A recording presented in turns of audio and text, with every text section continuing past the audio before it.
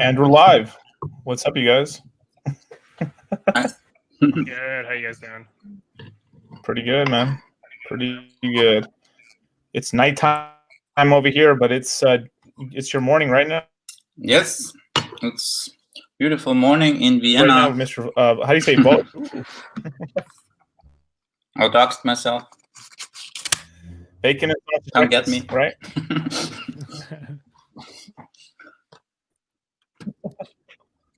So, Wasabi, you're talking about your trainer that's like 40 years old, but looks like he's 20 or something? Yeah, so that's the guy that I play pickup hockey with, and then we go train at the gym twice a week. But yeah, I always forget, like in my head, I'm like, oh yeah, because like I see him, I'm like, he looks like he's in his late 20s. I thought he was only just like a couple of years older than me, but yeah, like he's been training, like he's been playing hockey with like intense workouts for the last probably 20 to 25 years of his life, and he's been very disciplined about it. Like if he's not playing hockey, he's training. He's always putting his body, like he described it, like he's always putting his body under stress, basically, like with the workouts. But then that's how he maintains like his like well-being, basically physically. Like he's an amazing, he's basically like the best skater on the ice too. Yeah, and the way he does the workouts, like he builds strength pretty much like on every part of your body so that you're less susceptible to injuries. So he doesn't like overwork, let's say, your arms and then leave like your core or your chest or any kind of muscles that you use. Like it gets pretty well distributed so that you don't risk like injuries either playing hockey or even just doing workouts like at the gym. So it's been really good learning just in general, because I've had like good workouts like in the past before, but this is like by far the most technical, and it's just so well explained that it makes sense. Like he's just really good at it. He's really good at what he does. Definitely, man. So let's get into one of the first main topics today, right? It's some guy like emergency unstaked like 100 million hex today. That was fucked. Yeah. That was 200 million, man. Was it? 200. Okay. I thought it was 50. With 200 million? I'll take the more. Because did any of you notice like if your API went up because of that? Because I could have sworn like mine was higher after seeing those emergency unstakes. Okay. Well, I did the math. If you are between Dabbing Dolphin and Super Shark, you have like 0.005, I think it is, % of all shares. Oh no, 0.05% of all shares. You got 100,000 or more hex from that, just from the. Thank you, sir. Nice. So if you got, I did the math for 0.05%. Yes, that was around 50,000 hex plus minus. Okay. Yeah. Does the shares does the amount of shares that you have? Good, man. I guess after that, do you know if it updates like right away on hex.live, or is there like a like update the info? I don't have a screenshot from yesterday, so I can't really compare, but I think it should, because it's at the accrued. It gets added to the accrued interest. Yeah, because I did notice that. I thought the API looked like it went higher. I forgot how many. I think I might actually have to record it from time to time, but because I was looking at my T shares yesterday, but I forgot how many I actually had. But I'm assuming it went up because the API went up. Dude, some other guy just like unstaked 14 million hex. Another guy just unstaked 19 million hex. Fucking noobs. Wait, this was just after that incident, or? Yeah, this is like three hours ago. Okay. Yeah, I'm this is it, because I like a lot of this conveniently happened after the whole AA thing on Twitter. So this is basically what you're seeing just from like FUD. Imagine. Yes. Yeah. Okay. Yeah.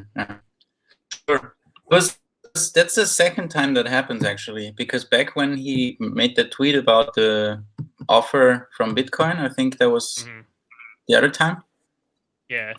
So it's correlated some way. I think maybe it might be people that see this and panic or something and want to front run the dump or something. I don't know. But they don't front run the dump, they cause the dump. I think it's a situation like that. Yeah, we'll I mean, because nobody seriously committed actually cares. You know, we know Andreas knows nothing about the project, really. He admitted that, and he doesn't care, which is fair enough. But I called him out on calling, like, everyone is like calling us hex scammers, basically, for making a meme. You know, that's. I mean, he's like an SJW guy, and that's pretty hypocritical, I think. If you promote these values of no prejudice and equal opportunity and stuff like that, to just call something a scam or people scammers you know nothing about, that's pretty. Just saying. Yeah. That's why I'm not too like with a lot of the older influencers that have been around in the space, like it, because you get to the point where like you start to like overgeneralize on an entire community when it's like it's just not really how, like that doesn't really, can't really do that, I guess. Like it, I guess was what I'm saying, because that's just not how things really are. And then these are like the people like most noobs, I guess, they'll look up to as like from a reference point. But I think it does have like its opportunity cost in a sense, like down the line, because now with a lot of the new projects in the space, whatever ends up basically staying around long term, those are going to be, the influencers on those projects are going to be more reputable sources, because they're actually still actively involved with like some new interesting projects that are coming around. Because I think AA just or Andreas, he mostly just focuses on like Bitcoin and Ethereum, which I guess like he can do that because he has like he's been around like the space for long enough where he has a following. But it's like a very boring. There's not safe really. Space. It's very it's safe. Safe It's space. very boring. Yeah. He's talking about the Lightning Network. The Lightning Network. Lightning Network is dead. Like there's nothing ever going to happen with Lightning Network. Yeah, I just pulled out my coins out of the Lightning Network. I had them in there for like a year at this point. Bought coffee once in Prague. It worked. It was okay. I mean, there is some development happening right now from this guy called Jack Mallers. He's making this called Strike. You can basically pay Lightning Network receipts without having a wallet first. You just buy with credit card via the app, and the app does everything in the background and pays the vendor with Lightning Network. Okay. I mean, yeah, it's nice, and the nerd in me says that's awesome, but if nobody uses that, what's the point, you know? Yeah. I mean, it's not really censorship resistant either, because if somebody says, hey, Jack, stop doing that, he's got to stop doing that, because he's like the one who runs the node and converts the credit card payments to the Lightning stuff. People just if they shut him down, it's done. People want tokenomics, man. I mean, like, it is making Bitcoin better, but people would rather put their money into like a second layer solution coin where they can make some money on it for being right. You know what I mean? It's like, this is like crypto, sort of like if let's just say I'm early on Lightning, what am I going to get out of it, basically, other than like the transaction, I guess, because most people probably don't even care. I mean, we do care about it, but I mean, like Richard said it best, like all we care about is when, you know, price go up, obviously. Yeah. Right. And people want to get, like, it isn't like you're getting a Bitcoin cheaper for being on the Lightning Network, but it's still, you know, it's still improvements and stuff. So I want to say anything but too bad about Lightning, right? Because it still could work. You know, I don't know. It just depends on people. If you set up a new wallet on yourself, it's you're gonna have a lot of failed payments. I tried. I mean, you have to send around a lot of stuff first for it to start working. and if you send the wrong channels, you get routing errors. It's kind of a pain, actually, for the average user. But I mean, it's cool. I guess, but if it's not getting used, it's still harder to get excited about it. The main problem I see with like a lot of or just pure Lightning Network is there's not really any. You don't really gain in like any economic incentive for using Lightning, or I guess being like one of those hubs, and there's not really like any kind of like incentive really.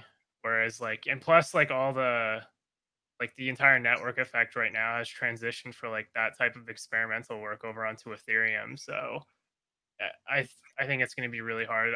They might have a chance if exchanges adopt Lightning Network and then onboard directly into Lightning, where like when users purchase like Bitcoin. I don't know if this can be done. I'm just thinking hypothetically. I think it's already happened that some exchange you can deposit via Lightning Network. Yeah. Okay. I forgot which one it was.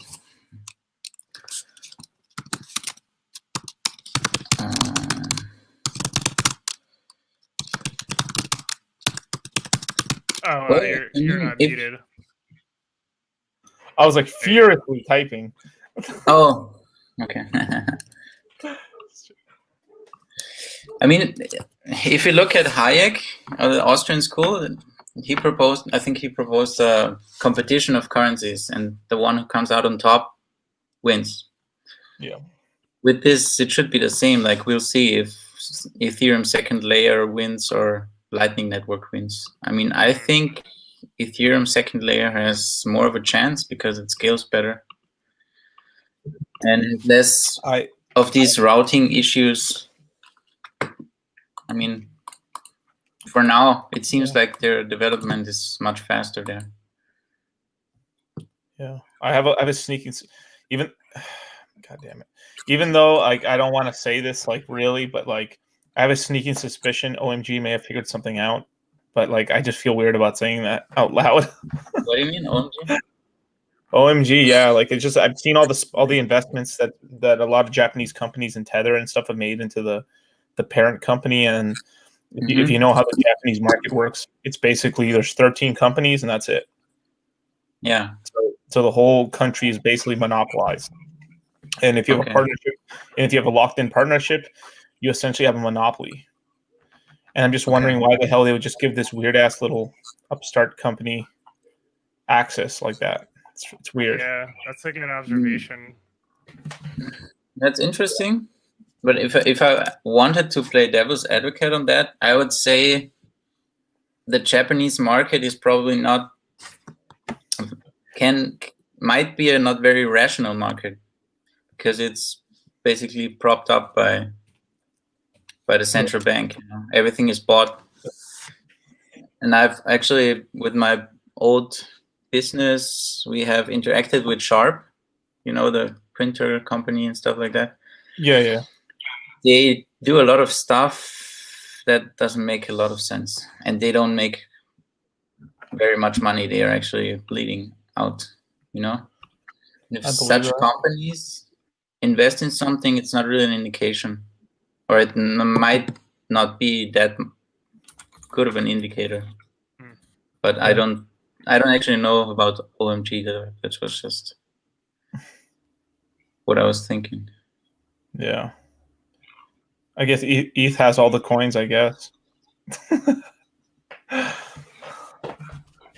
Yeah. Well, I guess that's not fair. Because at least in DOT or whatever, they have coins launching on the DOT ecosystem and stuff. So I guess it's not really fair. But yeah. I mean, who plays second fiddle on the ETH network? What is it, Hex? After we destroy them in market cap. Damn. We should thank Andreas, man. Andreas really just gave us some fucking PR, man.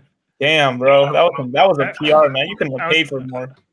Yeah, I was actually thinking about that too. Is like it's like basically it's a good and because like the good is like it gets way more attention. It's so true that like negativity, oftentimes like you end up promoting things by being very negative on it, which obviously Andreas was, but now more people are aware of like Hex basically because of that. Beautiful, beautiful. Oh, you meant as a side chain? Let's see.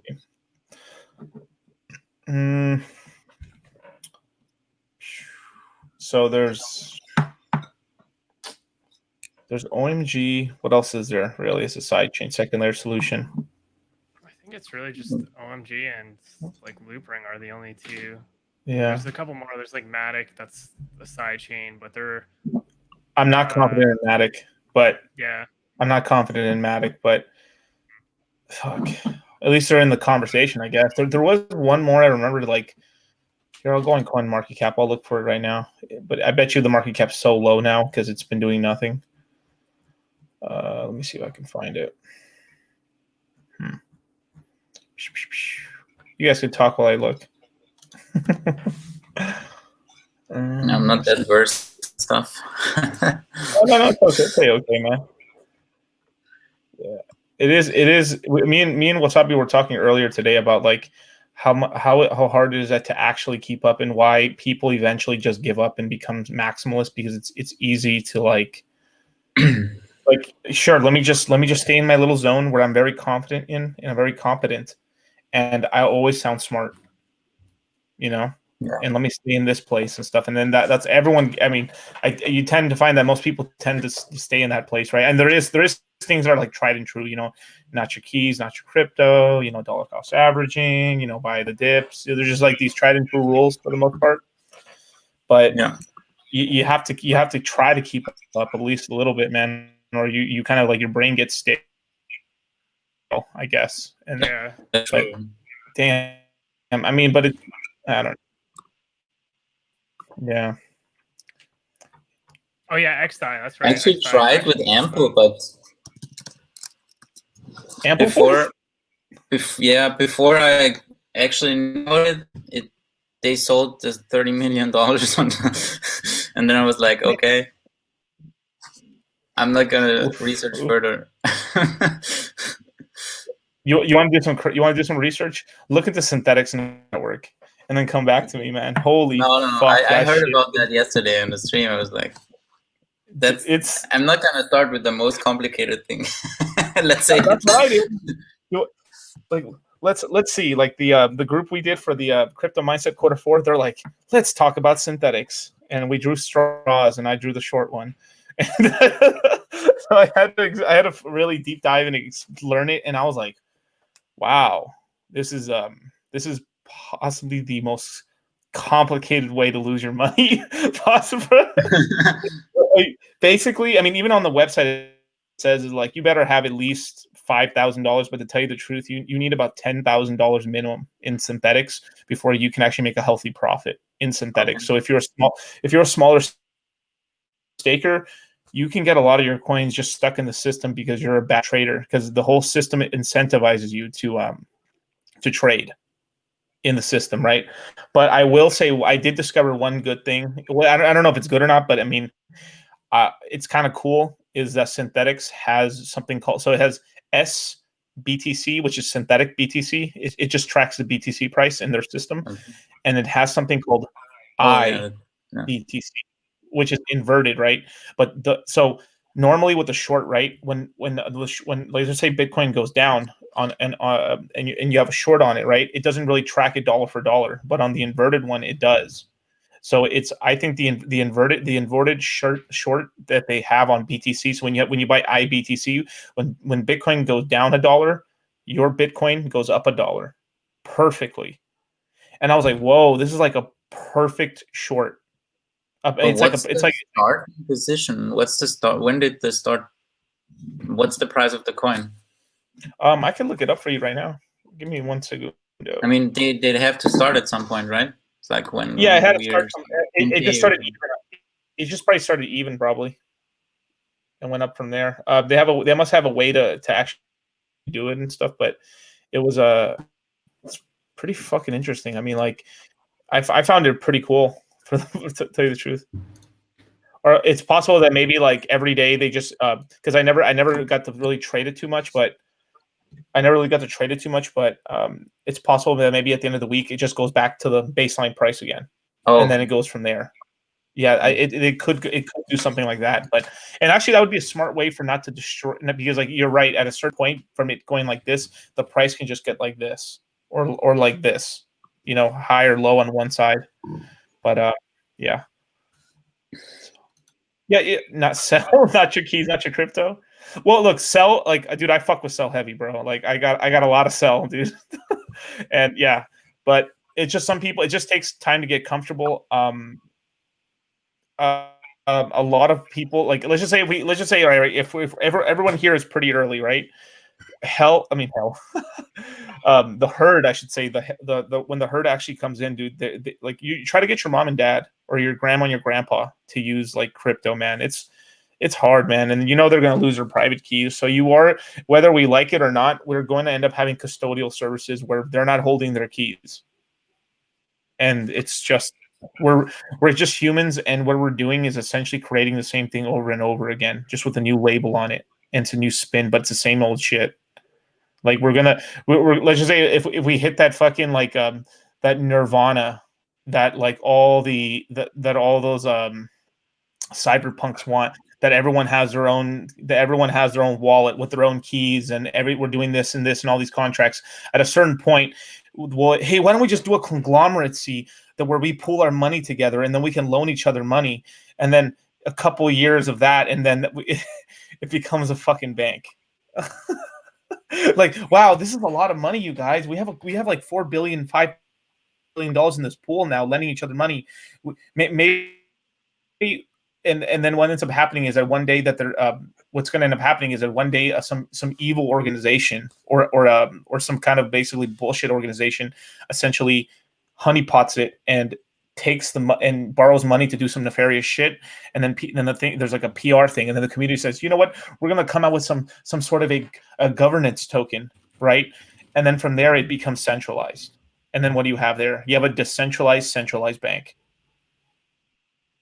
and it always ends up going towards that, right? Like even most like the DAOs and shit. I mean, Wasabi could tell you about the DAOs. Like me and him, I met Wasabi in Decentraland, and we learned about the DAOs and everything, right? And it's a bunch of horse shit, essentially. It's like basically like the founders because of course, right? Like human nature, right? You spend a shit ton of time and labor and sweat building something, and you never want to truly let go of the power, but you want to give the illusion that everyone has a vote. So how do I structure this system that everyone believes they have a vote, but they really don't? It sounds like the stock market, right? Because if you buy stock, you have also voting rights. Yeah, right. Custodial crypto. There are two kinds of stocks, but you get the idea, Yeah. Max, you're right. Let me put Max's comment out here. Like Max is right on this. Yeah, even though you're right, like even though I'm being kind of dickish when I say that like it's the same old shit, but it is, but we're making better versions of it. So it over time it is getting better. Like it's not like it like over 100 years, like we're gonna be looking back like, look at these guys, they were just essentially stealing from everyone, and it's gonna be more. We're gonna be living in a better world, but in a way it's still the same world, just in different ways. Like they're doing little sneaky shit, like yeah, with like Decentralized DAO. So they're like right now they're trying to weight it. Should we weight it really heavy with mana, or should we weight it really heavy with like maybe you get a little more voting power if you own land, right? Or Uniswap. If you have $50 million of Uniswap tokens, then you essentially can then propose any vote you like. And if you have $200 million of the token, you can make the vote pass, whether anyone else in the system wants to or not. Right? So and then you look at how many coins got distributed to the community, and then you see how much the token founders got, and then you start seeing who's buying up the tokens, and then you end up seeing that a lot of the tokens that are being purchased up were actually being purchased by the exchanges. So what just happened there? The exchanges are buying. The exchanges are trying to control Uniswap in a weird way, right? So I mean, like, because it's kind of weird, right? Like, why didn't the price just instantly crash if everyone's selling it? Like, I sold at 3,000. $100,000 when the 400 uni tokens. I got $3,000 out of it.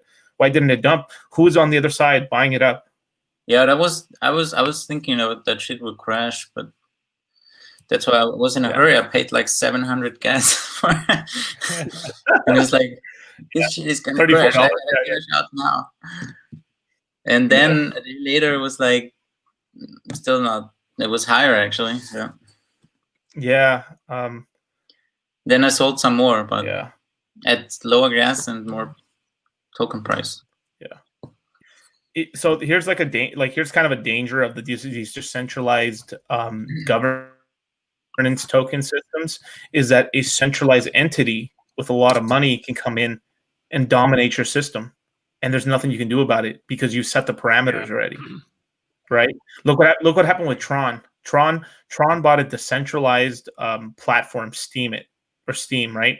And the community was like, "What the fuck? You can't sell us. We're decentralized." And then the company says, "Well, kind of, yeah, you guys are, but we actually own it." Yeah, I think. Oh, yeah, this is why I think decentralized governance is like really dumb because it's just more of a you just play along, I guess.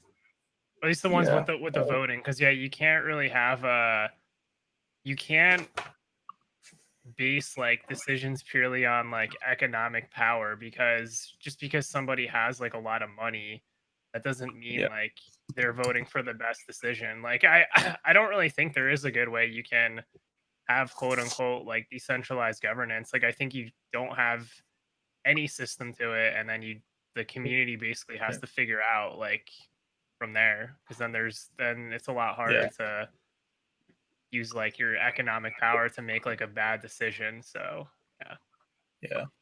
And then, but in a sense, it's the same in the old system with democracy, I think, because political parties spend money. The more money they spend, the more advertising they get, and they get sponsored by industry and other interests over various channels. Might not be that transparent actually, and you never know what's going on in the background. Like if those deals are happening constantly.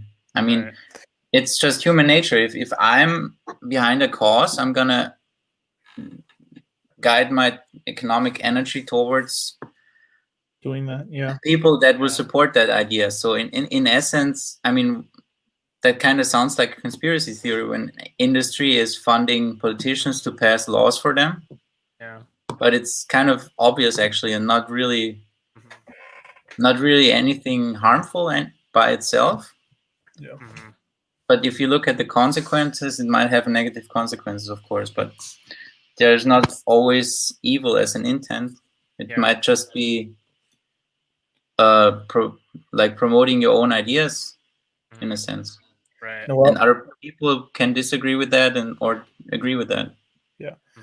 Well, common sense philosophy. That's a good name.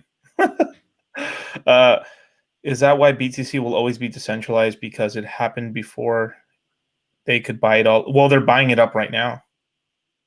They're literally buying it OTC right now, all of it. Like they're will. So every time there's some new, like at least with cryptos, essentially, there's always like this is a new sort of a system where like you get in early on a coin, the coin appreciates, and you're able to hold. The hodlers win, but at a certain point, because you didn't start off rich for the most part, you were going to end up selling it, and people who have a lot of wealth end up buying in. They are buying in at a high price, and so in that sort of way, they're wealth transferring their wealth to you, and then you sell out, and then you're like, now I'm in this cool position, and then hopefully you're able to make better decisions and keep yourself in that position, and then maybe influence another system or get into another crypto and become like, this is one big thing with Hex, is that Hex is going to create whales, right? And the hexagons at some point, essentially, we're like, it's like imagine this. Imagine you are able to find you're a keen eye for projects, right? And you're able to find a project for $10 million market cap token. Like, wow, this token's amazing. The team's really good. It's $100,000 to buy 1% of the token at that point, right? And then you're a whale, right? I mean, look. What's our here? I'll go to Hex.live. Hex.live. You need how much? Prosperous. Let me. Yeah, to be a winning whale, you need about 1% of the total shares, right? So you need 1% of the token. So that would make you a whale essentially, right? But over time, right, because all the economic faith and money is already in these big entities and these large corporations, that their dollars eventually will push you out because of your greed, for the most part, and because you just need the money. I mean, like we invest in these cryptocurrencies to get wealthy, right? But in a way, when we sell our tokens to these entities without us knowing, we are giving our share of the system over to them. In terms of decentralization, over time, I do think Bitcoin will be more fairly distributed in terms of mining, just because the American miners are trying to come online, and then more and more people taking it seriously. So if BTC were to get up to like multi-trillion-dollar levels, I feel like the mining decentralization would be more fairly distributed. But in terms of who's holding the coins, we might transition from corporation to then a large, maybe insurance agencies, and then from there possibly governments / just big corporations at that point, right? And then there's always a couple individuals that don't sell, and then they're like super Chad whales, like I forgot one of the early seed. No, I'm sorry. One of the early, and I think it was like the eighth person hired at Google at Facebook or something, and like Chad. I'm gonna mess up his name or whatever, but one of these early guys from Facebook, he owned more than like 1 million Bitcoin, like back in 2013. He had bought, and there's speculation he still owns it. So some guy from Facebook, right? He's a cool guy. I like the guy a lot. Like he's also behind some of the Virgin Galactic investments and stuff. But if the dude still owns that BTC, this guy from Facebook owns already like 1 million BTC. Satoshi still owns like 1 million supposedly. The Winklevoss twins own probably like a quarter of a million. Tim Draper owns probably a quarter of a million. You see how like now we've already, like, just with these couple of entities already, we've already taken about like 3 to 4 million BTC off the market now, right? Out of possibly 21 million, but really it's probably like total, it's probably like 17 million, because like 4 million are probably lost. Chamath. Well, yeah. A lot of coins are lost, so yeah. Or you don't know actually, so yeah. I mean, hopefully like, some of them come back, or that I wouldn't be surprised 1 year in the future. I mean, this is like really long time from now, like maybe 25, 30 years from now, that I wouldn't be surprised that there's this big push. Hey, let's, because like once the BTC, let's just say the BTC, the mining reward, it gets really low in the future. I wouldn't be surprised if the miners say, hey, these wallets haven't moved in years. How about we redistribute these coins back into a mining rewards, so then we can redistribute them out or something. And that this might be something the miners actually might conspire to do, and it won't betray the entire thing. Can they do it? I mean, there's the point that like if the nodes disagree, wouldn't work. But the problem is, that's why Luke Jr. is pushing for small blocks. Because I think he recognizes that the nodes will keep losing on power and voting power, essentially, because it gets harder and harder to run a node. Right. And that's the problem. Maybe in 10 years, or he drew that curve. It's like it's gonna be if we stay at 1 megabyte, it's gonna stay a problem for the next X years. And then it's gonna get better again, because technology is going faster and we're still at 1 megabyte. Right. And there is this tipping point where it's the worst. I think that's within the next 10 years or something, where the risk is the highest and the nodes are the lowest. And then it will get better for the next X years, assuming there's no change. So the risk is really in the short term, relatively, I think, regarding this issue of voters, of nodes versus miners. I don't think this would even fly today or anytime soon. What I said that is just kind of at a point where the mining's almost diminishing returns. They're essentially mining more for probably fees on the Bitcoin network, right? Or whatever fees they're getting. But I wouldn't be. I mean, at that point, right? Like, let's just say it's 25 years from now, or 25 years from now, right? There is extremely large amount of people in BTC, and they are not libertarians, nor were they some of the founding people of Bitcoin.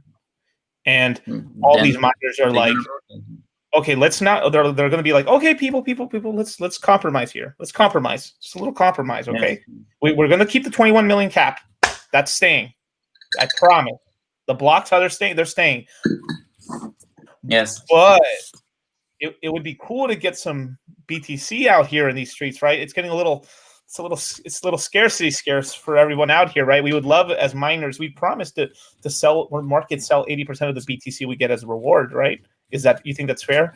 And then that might be a way the miners and some people in Bitcoin might actually spin it, and then from there, bam. I mean, the issue is that you don't actually know whether somebody was just holding for 20 years or actually lost the keys. You know, what's the way of? They would essentially make a list, essentially, of like these things haven't moved in this long. It's been this long. There has been 0 transactions. They probably lost the keys, and they'll do it. Yeah, I really think that they might do that. Like maybe. The biggest betrayal is going over the real betrayal of Bitcoin is them going over 21 million. As long as they can do a lot of fuckery in that 21 million. But yeah, as long as that's fair. I think that's maybe fair, but nah, not really. But yeah, because this you can discuss it. At least you can discuss it. Yeah, in some way. But going over 21 million is like that's sacrilegious. I agree. That's bad. Never do that. It's a possibility, and I think we have to, or if you're in Bitcoin, you have to consider this, and you have to actually, if you want the system to succeed, you have to fight against it. And the way to do it, I think, currently is just to run your full node. The only thing you can do, because everyone does that. Oh shit! I didn't even see you, man. No way you're gonna change the system, you know. Voice my ambition, Cheyenne. Hey, what's up, guys? Good, how you doing? Chad Whale himself. Hey, what's up, guys? Nah, just a tiny what is it? Shark? Shark, yeah. Yeah, just a baby shark. What? Baby shark. All right. Yeah, actually, I want to like touch on that little maxi mindset. I was thinking about that earlier this week, because it's like, man, especially with like the CB DAO kind of like rug pull they did, because I had like a little bit in there, right? I probably had like $1,000 for like 100 coins, so I bought it like $10. Like if I lost it, I didn't cry over it. Yeah. I was like, oh damn, because I saw it initially when I got it from $10 go all the way to 50, but I didn't have access to the tokens at the time, so I couldn't sell out. But then when I did get access to them, they went back down to about $12. So I was like, I'll see if it rides out again, right? Yeah. But it never did. But it ended up getting rugged, and I was like, shit, man. Like, hopefully, like, I didn't get people in that got like a whole life savings into it. And I was like, shit, like I think I might just become a Polkadot maxi and shit. I mean, shit, dude. I fuck with Adam too, dude. Like, I'm just trying to keep myself from getting it. Like, you become a maximalist, you become sort of like a racist, sort of in a way. You know, it's like, it's. But it also, it's like you. It's just like I get it. I mean, I really get it, because like I'm doing like me and Charlie are doing the course, right? And I'm the fundamental guy, right? Holy fuck, it's a lot of work. It is fucking work to do fundamental research. Oh my god, dude. It's like you can't rest. Like, it isn't like I can just do, okay, I did all the, I mean, the basic, I can redo the basics. Obviously the basics are easy, you know, it's the basics. Those don't change. But if you're trying to keep up with circulating supply or current news on a project, right? Like you sit, let's just say I sit on my ass here, right? I fall asleep and wake up 4 months later. I don't know what the fuck's going on in the market for the most part in terms of current news, you know? Yeah. Man, you think of it. Yeah. In 20 there, I remember, I don't know, I read some article from, I wish I can remember from where, but it was like a good article where I think it came out in 2019 that in 2018 Ethereum kind of dropped the ball a little bit. Like, they could have been pushing towards like second layer solutions or just improving like Ethereum, and they kind of were like dragging their feet a little bit. And it was a post 2017 bull run, because I'm thinking they were probably, a lot of the team was over there like kind of celebrating and taking and like kind of spending their money essentially. So it's that January to like maybe June and July, summertime range, where like for 6 months, like they were saying like Ethereum was kind of like MIA a little bit. You know, they were working, but they were really, you know, they were partying because they, like, a lot of them got a shit ton of Ethereum at pennies, right? 15 cents on Kraken, 30 cents a dollar. And it went up to $1,400. So you think these guys weren't like doing stuff, you know, finally went after the top and after the year, right? And they were able to cash it out and pay their taxes. Do you think they weren't riding around and fucking buying new cars and fucking partying and shit? Got laid for the first time, you know? Whether it was legal or illegal, paid for or not paid for. Dude, that's illegal in some countries, right? Yeah. That's crazy, man. Yeah. Yeah, sell power maximum, baby. That makes me think of I guess like back in like high school or something where like you'd have like somebody I can't, I'm guilty of this too, but where you'd write your English paper like the period before it's due. And I'm just like thinking like for like the ETH2 development, they're like, oh shit, we need to have something in like 2 days for the community. So that's totally what they were doing, because they were partying before getting all the info, because it got delayed like 50 times. So I know, right? Out partying. Yeah. It's sort of like when here's a rap thing for you. Like there's this whole thing where like Gucci Mane had some guy called OJ the Juice Man, right? It was like some kid from he was like some younger kid, right, that he helped develop, and he's like, man, I ruined that kid, man. I gave him too much money too soon and stuff. He got lazy. Shit. Yeah, and that's kind of what he was saying, because he's like, he was so talented, but like he started making $50,000 a show, and then he just started getting lazy and complacent, you know. Man, I don't know, but yes, but Operation Green Rolex is still in effect. You trying to get one too? Yeah, I mean, I have to. I mean, I wouldn't be a hexagon or a moon boy if I didn't have a Rolex. Dude, I want a yellow. Like your, oh, you want a Rolex? Is that your goal for your first? Yeah, I was actually thinking about it. Yeah. But I want a yellow. You know.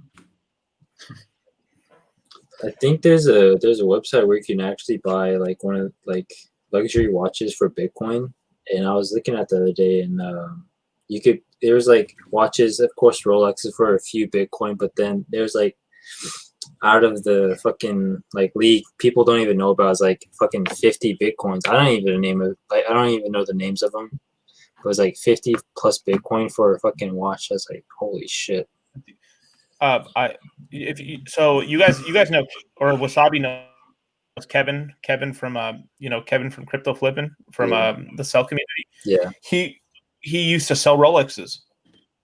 So that was a really interesting conversation, and like he was telling me, he's like, dude, yeah, you always want like an early 2000s or like maybe a mid 80s. It's like either you want a really classic one or you get one that's a little more modern and stuff, but not the newest ones, because those retain their value and stuff, and those actually appreciate over time because they're so in demand and stuff. So when you go to a Rolex store, they're selling you kind of like bullshit, or they're selling you the newest Rolex, which is very hit or miss and stuff. So he still say, if you want that really nice like a Submariner one, or you want like the big face Rolly and shit, like a 2002 or 3 and stuff, you're gonna pay like $46,000 for it. But it goes up. It goes up over time and stuff. So those are good investments and stuff. Where like if you get the brand new one and pay, I don't know, they fuck you over and you pay like $57,000-$60,000 for that Rolex at the Rolex store. You'll when you like, let's just say you need to sell it or something, you'll sell it for like 37 probably. Which is a big hit. Damn. Yeah. So yeah, he used to sell for sub 10K too. Oh yeah, they have Rolexes. I have all the places. Yeah, you can buy a Rolex for like $5,000, $4,000, depending. It's like stainless steel, I think, if I remember correctly. There's all different types of Rolexes. The Submariners look really nice. This website's called bitdials.eu. Okay. And they had this watch, Audemars Piguet. Yeah. and this is going for fucking the one I looked at. Was looking at is 83 Bitcoin. Shoo. Okay, 800K, but Yeah.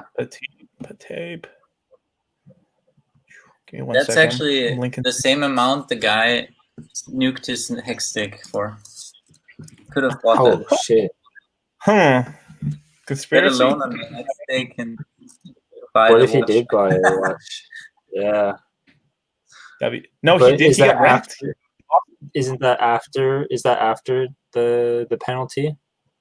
No, he nuked his complete stake and it was worth 900K or something. It's like 200 million hex nuked, gone. I mean, it's not gone. It's in our pockets now. But... Wait, so whenever you emergency unstake, you don't lose all of it, do you? You just get like a big penalty depending on how sure, but early his on your penalty stake? was so big that he nuked his entire account because he staked for so long and didn't serve a certain percent. Okay. God, that's slain by the sword. I think he was staked for like 2,500 days or something, and he did serve like 200 or something. And that's why his whole account is gone. Did anybody track the? I think. Oh, it's these right here. Yeah. Yeah. On Etherscan.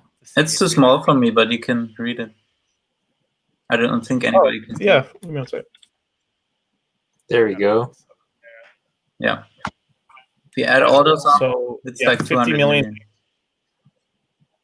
Look at that. Is that all the same person? Yeah. You can see on the right the F4 PC.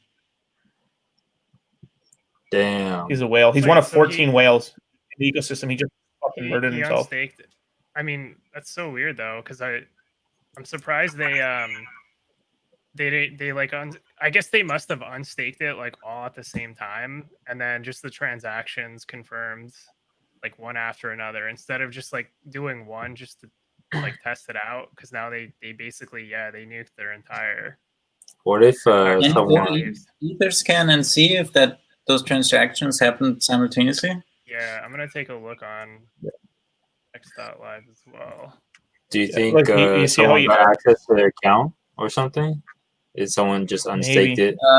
I don't think so, because when I look, there's still 175 million left. Fucking crazy, dude. That's so. This person right here, like, he probably fudded out because of the Antonopoulos FUD or whatever. Guy with 400. That'd be so stupid. That'd be so stupid. Like, oh my god, man.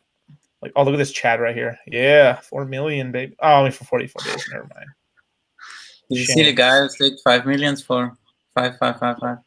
So this is a different. This is some shark. Some shark exited out 25 million hex, and okay, he paid a little bit, so he kept some of it, I guess. But, it still hurt. Yeah. Look at this one. Okay, damn. I just took a look at their. So it looks like they still have. It looks like right now, they still have 175 million hex, and then they lost. Holy crap, dude! They lost more than They basically lost more than half their stack because of that. So. Bless my bags for they will. Do you, after someone emergency Mr. How do I say your name? Yes, Mr. Vode. That's what you say. Luke too. Yeah, Mr. Vode had a really interesting statistic. So if you're a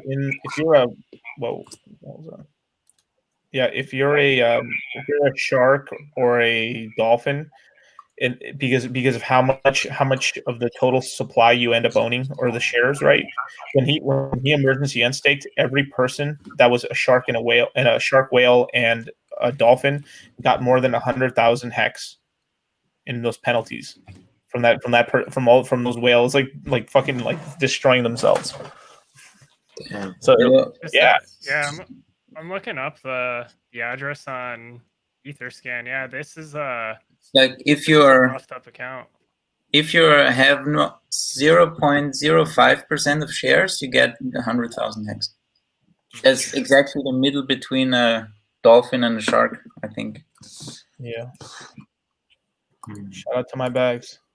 Do you guys immediately get the what is it? Those hex that someone unstaked?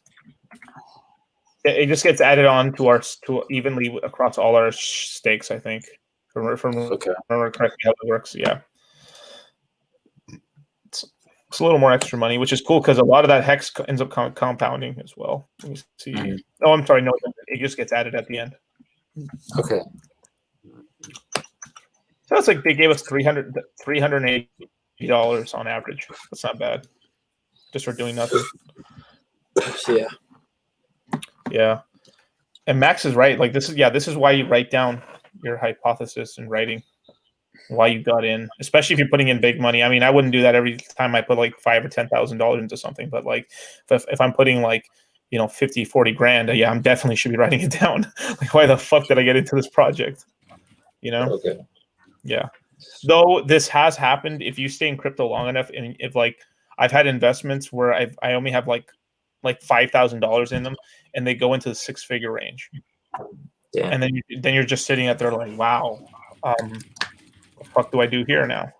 Like it sneaks up on you. Something like you'll like this happened to Dave Eileen. I think. I mean, I don't. He just says it in percentages, but he said he had put like 1 or 2% of his portfolio into like Stellar Lumens like in early 2017, and that thing went to 60 cents.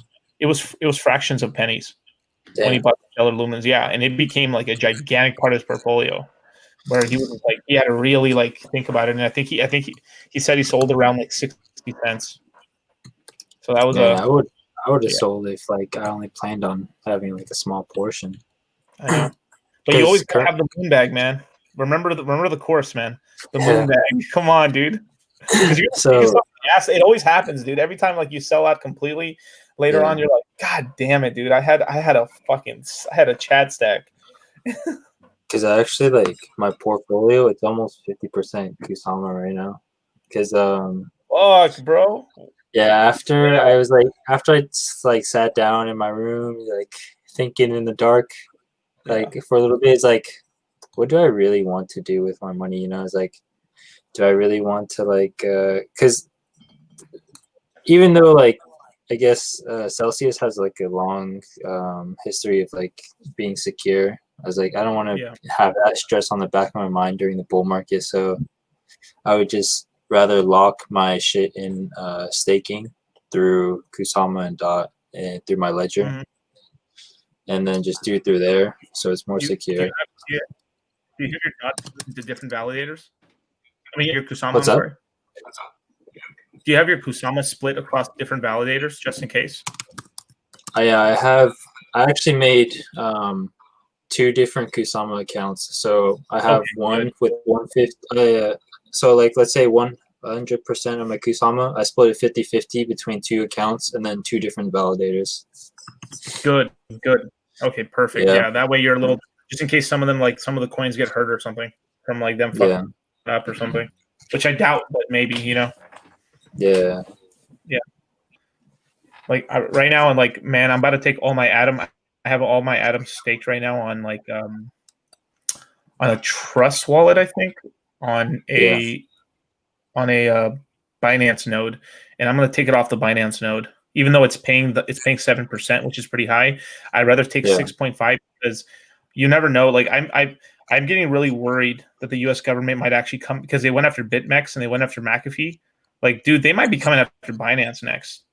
Yeah, dude. Yeah, it's like freaked me out. Like I have like one coin that I can't get it off of Binance because the other wallets just suck for it. That I might just sell it into BTC and just get it the fuck off the exchange. Yeah, like Kava sucks ass at moving it, dude. Have you ever tried moving Kava off of Binance? It's horrible, dude. It's not good. Like I did a test. It's dog shit because they don't give you the memo on Binance, so it's like it has a memo. It has its address and then it has a memo ID when you send Kava. And so I did a couple tests. I did a couple test transactions to try to move off a little bit of Kava off of Binance, and I just sent one. I sent one Kava just in case. Both times lost it. What? Because I didn't you don't have if you don't have, because some of them, depending, like with Atom, because Atom they spent more time developing the contract. They have fail safes to make sure that the Atom will send it to an Ethereum address or an Ethereum wallet. It actually will send to the Ethereum wallet because it's been programmed. But because Kava is really young right now and they haven't developed enough of those safeguards, you need the whole thing. You need both the Ethereum address and the memo ID. If you don't have the memo ID, that's what's so stupid. I hate memo ID so much. Like XRP has it, fucking Stellar Lumens I think has it as well. US. Yeah. It's so confusing. I hate it's really bad for UX. It's also an attack vector because if you have a copy paste right malware or something like that, it's another.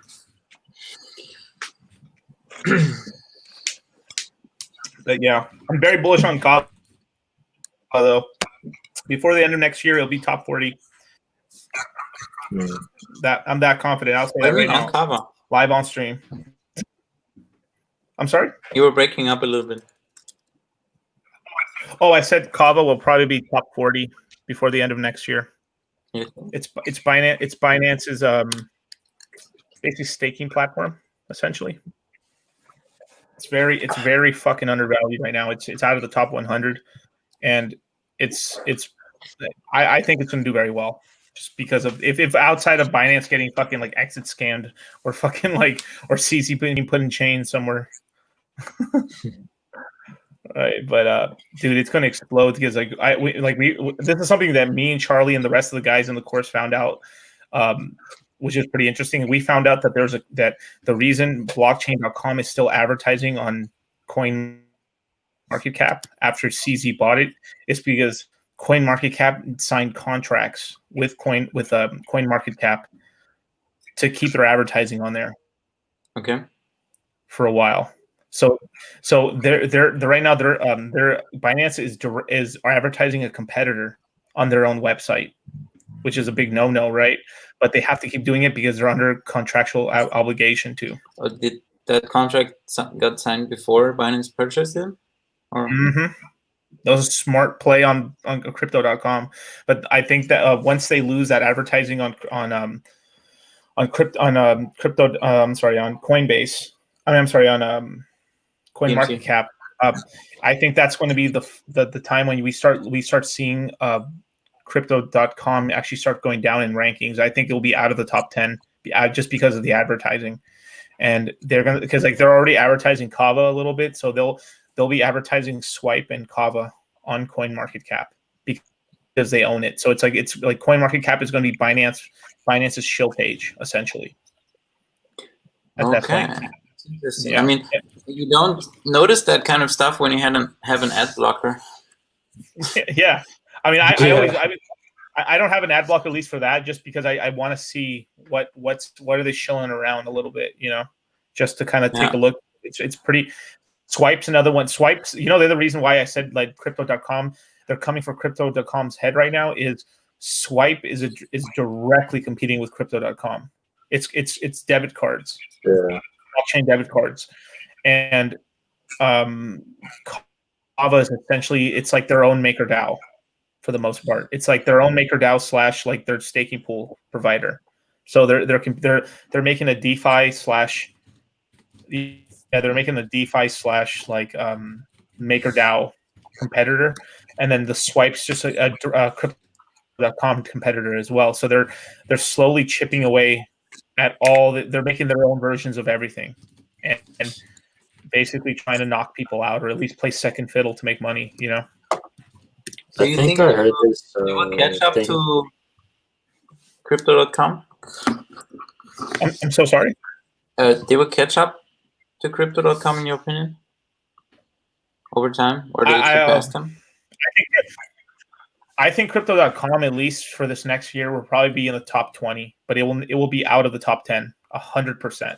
It's not staying in the top 10.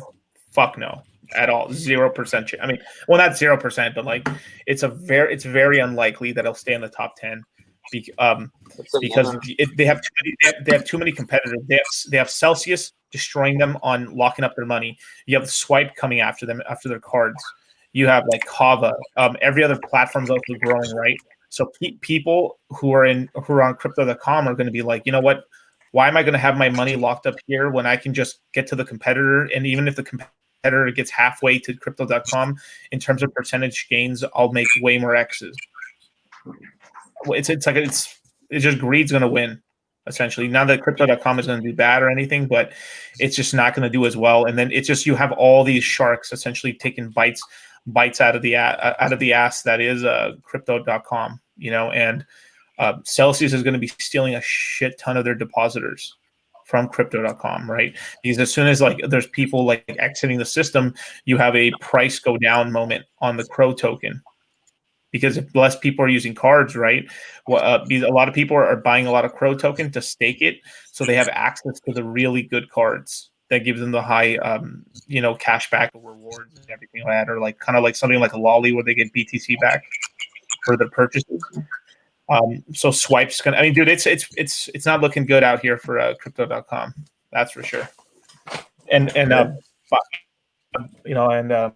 what's the other competitor? Bybit? No, not Bybit. The other loan competitor. There's like Nexo, and then there's another one, BlockFi. Nexo within the next 2 years is out of here. Like literally, they're out of the top 100. And I don't even think they're in the top 100 right now. But I think literally they'll go bankrupt or they're rug pull. Supposedly, Swipe has their cards available to U.S. people now. Ooh, shit. Okay. Yeah, but they're not shipping cards yet. Yeah. Damn, I guess it just happened within the last 24 hours. Damn. Yeah. Because I only looked on their Twitter right now because I remember they had some controversy after we had that talk on the webinar about like their lowest tier cards. Something about them being useless or something. And they're trying to get people to use the Binance card instead of the Swipe. Yes, the Swipe card. Yeah. And I'm not surprised. Really, I mean, yeah, but of course, yeah. Because if you look at, I think we've been talking about this for the past days, or at least in private and stuff. But I've been talking about. Was it the last? I think we did a stream. I think last night or 2 nights ago, with like Mr. Vode, where we were talking about. A lot of these tokens that have really shitty tokenomics, but the ecosystem around them creates value for them through osmosis. Like if Binance is this big machine that has a lot of money and that has a lot of exchange value, right? What they do is that they forcefully integrate Binance token into everything. And then it just creates more uses for that token, and then eventually it becomes like a self-fulfilling prophecy that like people just start holding Binance. I mean, look at Binance token right now on CoinMarketCap. It is literally, it's the 6th most valuable cryptocurrency in the world right now at $4 billion, $28 per token. Well, it looks like they just released also a synthetic stablecoin on the Binance Smart Chain called Venus. I don't know how recent it is, but pump my bags. I got synthetics, baby. not synthetics, but it's like a synthetic stablecoin on the Binance Smart Chain. Why'd you get my hopes up? But it's like they're kind of like copying the DAI stablecoin, except they're not using a D, they're using a V. Innovative. Yeah. Yeah. I still have reserve rights RSR token over. I like what they're doing better than actually what Maker's doing right now in terms of just jockeys and shit. I'm just like the whole background of that token's a lot better. I mean, to say the truth, and especially once it really goes live worldwide on the PayPal app that you can use the RSR token, man. God damn, that shit's gonna pump. But the only shit that scares me, if that token, let's just say 60% of its circulating supply was out, or 70%, it would probably be 15 or 20% of my portfolio right now. But right now, only 9% of the total supply is out, which is a little scary, you know? Yeah, definitely. It's one thing I kind of look at or one thing I would like to look at. Not one thing I would kind of look at, but it's one thing that concerns me about coins that aren't diluted more than, I'd say, 70%. Yeah, people don't realize one of the hardest things to find out about a project is their fucking circulating supply release dates. Dude, they hide that shit really well. Like I try to show the course multiple times on different projects. So here, let me show you the front page. Let me show you the white paper. Nowhere in the white paper does it show you like distribution. I think on one white paper I found there was a distribution. It literally looks like a toddler with some crayons went like this. That's what all it was. And they don't give you dates. They just say it's sometime, right? And the only time a project actually tells you the truth in terms of like its token distribution is when it's still very, very new. Very new. And and then from there, even when it's very new, it's like 10% to this, 10% to that, 40 to this, and then that's it. You basically have to like almost like be like brown nosing and cocksucking somewhere in the fucking Telegram and Discord groups for someone to like you. It's like, so when are the coins coming out, right? And then then someone like, oh yeah, dude, here's a link. Oh, cool. 3 months after being inside of the fucking inside the Telegram, I finally got the fucking insider scoop. Nice. And that's your fucking fundamental research right there. Well, it's like also another thing is like even if you find it, they might not put the dates for when it's unlocking. So that's another thing. It's like, yeah, it's pretty tough. Yeah. Oh yeah, Paul. Oh, not Paul. Comment. Yeah, so this is something with RSR that like if you look at the people who put money behind RSR token, it was Coinbase Ventures, right? So if Coinbase or Coinbase Ventures is directly investing, you know they're going to get a listing at some point. So that already right there, like it's already a blue chip. It's already a blue chip or a light blue chip in my eyes already. But it's just from what I read on the RSR token is that they're going to release supply depending on the countries they go into. So they have to get into a new country before they release more supply. But that's kind of like, I don't know, man. That's kind of. I hope they handle that shit correctly because they have a lot of coins. Like they have 9 billion coins, which is 9% of the total supply. So the total supply is like 100 billion, which is a lot. That's a lot of coins, you know. So it could if they don't play the distribution of the coins correctly when they're introducing more tokens, they could really fuck up the price, or at least dilute you down. Where like the market cap grows, but you're like let's just say like RSR jumps to the 50 spot, but then you're still sitting at like 9 cents a token, and you're like, what the fuck, you know? Yeah, because that's taken upside away from you. But you know, whatever. Gotta get some coffee. Be right back. Yeah, no problem. So, damn, dude, we'll talk off air, man. I need to know how many fucking Kusama you got, man, because I'm like, I've been slowly buying up. Like what I've been doing is selling my Cardano on Kusama, on KuCoin because I had some Cardano stuck on that exchange in order to buy, and I was buying $22 fucking Kusama. Bro, yeah, like. It pissed me off that like KuCoin was so fucked during like the past 2 weeks. It's like they got down to I think almost a $20 Kusama. Is like holy shit. I think the best price I got was like $24, $25. But that brought down my average from let's say $35 to $30. So that's good, man. I can't be mad. Yeah, I can't be mad. Yeah, I mean, how much do you earn staking it? Is it like 5 or 6%? So let me check real quick. Yeah. So yeah, it's already jumped up another 5,000-6,000 people on the app already, Paul. Depending on the app, I'd say an average I earn about 0.08 Kusama a day.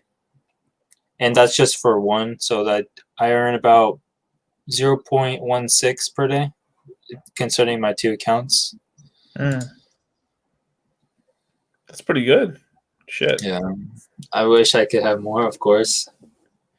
It's on the way, man. But like what I really like about Kusama, it's circulating supply. Like this is like a different one. Like the circulating supply on Kusama is beautiful. Like obviously some of it's not the full story, but it's like most of its coins are kind of out already for the most part. I don't know if you noticed, but I think I'm pretty sure Polkadot's circulating supply has gone, or total supply has gone over 1 billion. Damn, I hadn't noticed.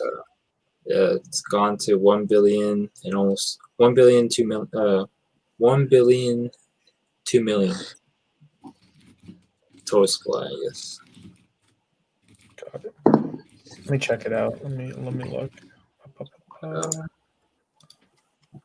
at Kusama looking over here, good at $29. Let's see the market. Let's see KuCoin. Oh, I can still buy it for $25 on KuCoin. Yeah. Arbitrage. Yeah, definitely, man. Yeah, I had yeah. Okay, this is a good one. What's your opinion on KSM versus DOT? I think Voice, this is your time to shine. What's my opinion on Kusama over DOT? Because this is the Polkadot champ right here. This is the 4 horsemen of the Polkadot apocalypse. He posts every single day on Polkadot. I just think Kusama it's the riskier play because you can. It's not, let's say, it's not an audited contract. People only there to test, right? Whereas the Polkadot network is like official shit only, and the quality of the chain and the projects on the chain, it's super competitive to get on the relay chain. Yeah. So you're having a safer bet there, but I'm more of a riskier person, so I think the value of first mover advantage on Kusama is just a better, in my opinion. Yeah. Yeah. It's a great point, actually. That's super underrated because and both chains will have their hype cycles, but I just think Kusama, if you can get in the projects early, and if you know the projects that are coming onto Kusama first, then you can know what projects are most likely going to succeed and go on to Polkadot. Yeah. Yeah, I want to be a Kusama Chad whale. That's what I want to be, like, because it doesn't take a lot. I mean, it's like you need, you know how, like, what is it, like you have 21 BTC and you're like, you need 9 Kusama in that example to have that much, right? But like it's so cheap right now. Like I think getting 900 Kusama is possible. It's possible. Yeah, my goal is 4 digits, but I think it's not possible this bull run. Yeah. Well, no, you'll be surprised with this bull run, man. I thought it was gonna be a lot. I thought this bull run's gonna be a lot shorter. To tell you the truth, like obviously, I thought it was gonna be until late next year, maybe like first or second quarter of 22, and that's it, right? But I'm starting to believe that it's gonna go into late 23 now, man. And it's like that fucks everything up because it's like when Bitcoin should be crashing, the market will be keeping itself afloat because dude, BTC is gonna fucking do the halvening in 23, and that'll fucking give us another 6 more months of bull market, or at least like the prices being high. Yeah, that's where you have to be careful too, because I think the halvening might also just be like a big bounce in the market before it just continues. Like if it plays out that way, that's where it gets a little bit. Yeah. Because like once the blow off top happens, like it's gonna take like years to redistribute the supply. Because you're gonna go from like $100,000 Bitcoin down to like 30K or something like that. But oh my god, I almost called Wasabi Kusama. But Wasabi, like, you know what makes me kind of like also happy? It's sad but happy is because people will be saying like, oh fuck, but let's buy Bitcoin, the halvening. It gives us 6 more fucking months of collecting interest payments in the motherfucking bank when the prices are high, bro. As long as you haven't sold your bag and you're either getting your interest on Kusama, you're staking Atom, you're getting your Hex, your fucking like getting interest on Celsius or whatever, you are getting paid on your bag. Paid, son. I mean, paid, dude. Like imagine if we have like let's just say $1,500 a Litecoin and you got 1,000 Litecoins or something, you're pulling out. Damn, you're pulling out nice, bro. It's like you're pulling out like 50 fucking Litecoin a year in interest payments. So it's like one Litecoin a week. So you're like earning like $1,500 to $2,000 a week on those interest payments on that at that point. So 6 more months of that, that's fucking nice. And that price could be higher. On Ethereum, you could stake Ethereum on the network. It's going to be like a 10% APY on those tokens if you have it staked for over a year. If you have a couple hundred Ethereum, when that comes out and stuff, that could be $100,000 in interest, $50,000, $20,000 in interest. That's a lot of money. If you have another 6 months of the price not completely collapsing, that is a lot of money. That's a lot of life-changing money. I mean, everything. I mean, it's so crazy. And then too, it's like because it's like basically people will be drooling over the bags we can get now. Like we can like right now, I can casually say like, oh yeah, I mean, I just bought 100 KSM right now, right? That's casual. I mean, it's not. I mean, what is it like? I'll do the math right here. It's That's like what? 3K. It's like $3,000. I'm spending $3,000. Woo! I'm a whale, right? But watch when KSM hits a fucking couple like a $1,500. Yeah. Right. $1,500, and then I mean, just that's for each one too. It's like goddamn. That's $150,000. That's $150,000. And if you're earning 7% or whatever the fuck you're earning on that, you're getting thousands of dollars a week in interest. And if hundreds of dollars a week interest, right? But if you get another 6 months of it staying at that price, like it's just if you add up all your bags and you're getting interest and you're getting payments on all your coins and all your coins are working for you, you're pulling in like, damn, dude. I mean, literally, you're pulling in probably $5,000 a week to like $10,000 a week in interest. And if you get an additional 6 months because BTC is not dumping because of the halving and the prices don't completely collapse, you're just like. Just all those coins. I'm literally mean like take those payments and fucking put them into fiat or a USDC or some shit and keep them. Get them the fuck off the market, man. Because that's another reason why this next bear market's gonna take a while too. Because like you're just gonna have people like trickling out interest payments into the market because they can just do it like basically indefinitely, depending on how many cycles they've been in crypto. But there's definitely going to be new whales born in like the Celsius community, like as an example. So I'm for sure going to have more than 600K sell token next cycle. I assure you, sir. Yeah, my plan is to try and get at least over 10,000 KSM at least by next bear market. Damn, bro. Fucking. I actually to reduce my risk, I didn't go 100% into KSM. I actually I put so let's say if I have 40% in Kusama, I have 20% in my portfolio into DOT.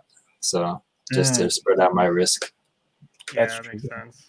I mean, DOT's going to do very well. To tell you the truth, I think isn't the first project that's going to actually go into DOT token?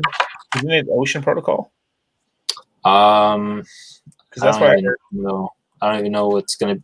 I know Ocean is going to release their marketplace supposedly this month, but that's a ERC token. So yeah, dude. Just as a FYI, you guys don't sleep on Atom, bro. Atom. I've been looking into Atom and stuff. Cultivate looked at way more than me, but like man, I was able to do it with like fat fingers and go like this. I'm making 7%. Yeah, like I've been seeing Atom's name being thrown around quite a bit actually. Not Kusama, but like RSR token is on Atom. Oh yeah, Kava is on Atom. What else is on Atom? I mean, there's quite a few tokens on Atom that I was really surprised about, but RSR tokens on Atom in that, and I was like, what the fuck, really? Parts of Binance tokens on Atom. And here's something that's really interesting about Atom is it's its own chain already, right? Yeah. I'm able to buy almost every single token that's on Atom on Uniswap. It already has interoperability. Oh shit! And people slept on that because I was able to buy RSR token on Uniswap. I'm like, how the fuck am I able to buy a token that's not an RC20 token on Uniswap? That's really weird. And I was like, holy fucking shit! These motherfuckers. It's like mother of God. I was like, holy fuck, man, that's crazy, man. So I was like, that right there solidified it for me and stuff. And like, there's another coin called Loopring, but it's like just too many opportunities right now. Like, if I had infinite money, for sure, I'd buy a lot of Loopring. But Loopring's like basically Uniswap, but with like ZK syncs and ZK rollups, like we're using in the Hex community with the Staker app. But instead it's batching trades to lower the gas fees. So Loopring in the future might start getting really big. And then there's another token called Balancer. And Balancer, yeah, definitely. And Balancer, I like the circulating supply as well. Super I need low. to look at a Balancer on like the pooling system and everything. Yeah, I think from that post you said, I looked into a little bit more. Yeah. They may have fucking figured out how to protect you against impermanent loss. Yeah, because on Balancer, can't you weight it? Because I think you could weight it like 90-10 or 98-2 to reduce your impermanent loss. I know Bancor did something different with some Chainlink oracles for their Bancor V2, but from like a video I watched, people don't like Bancor because they had like a pre-mine or some shit like that, so they got turned off with Bancor. But if Ocean's going to be using balancer pools, that's one thing I need to look into, how their pooling works. Yeah.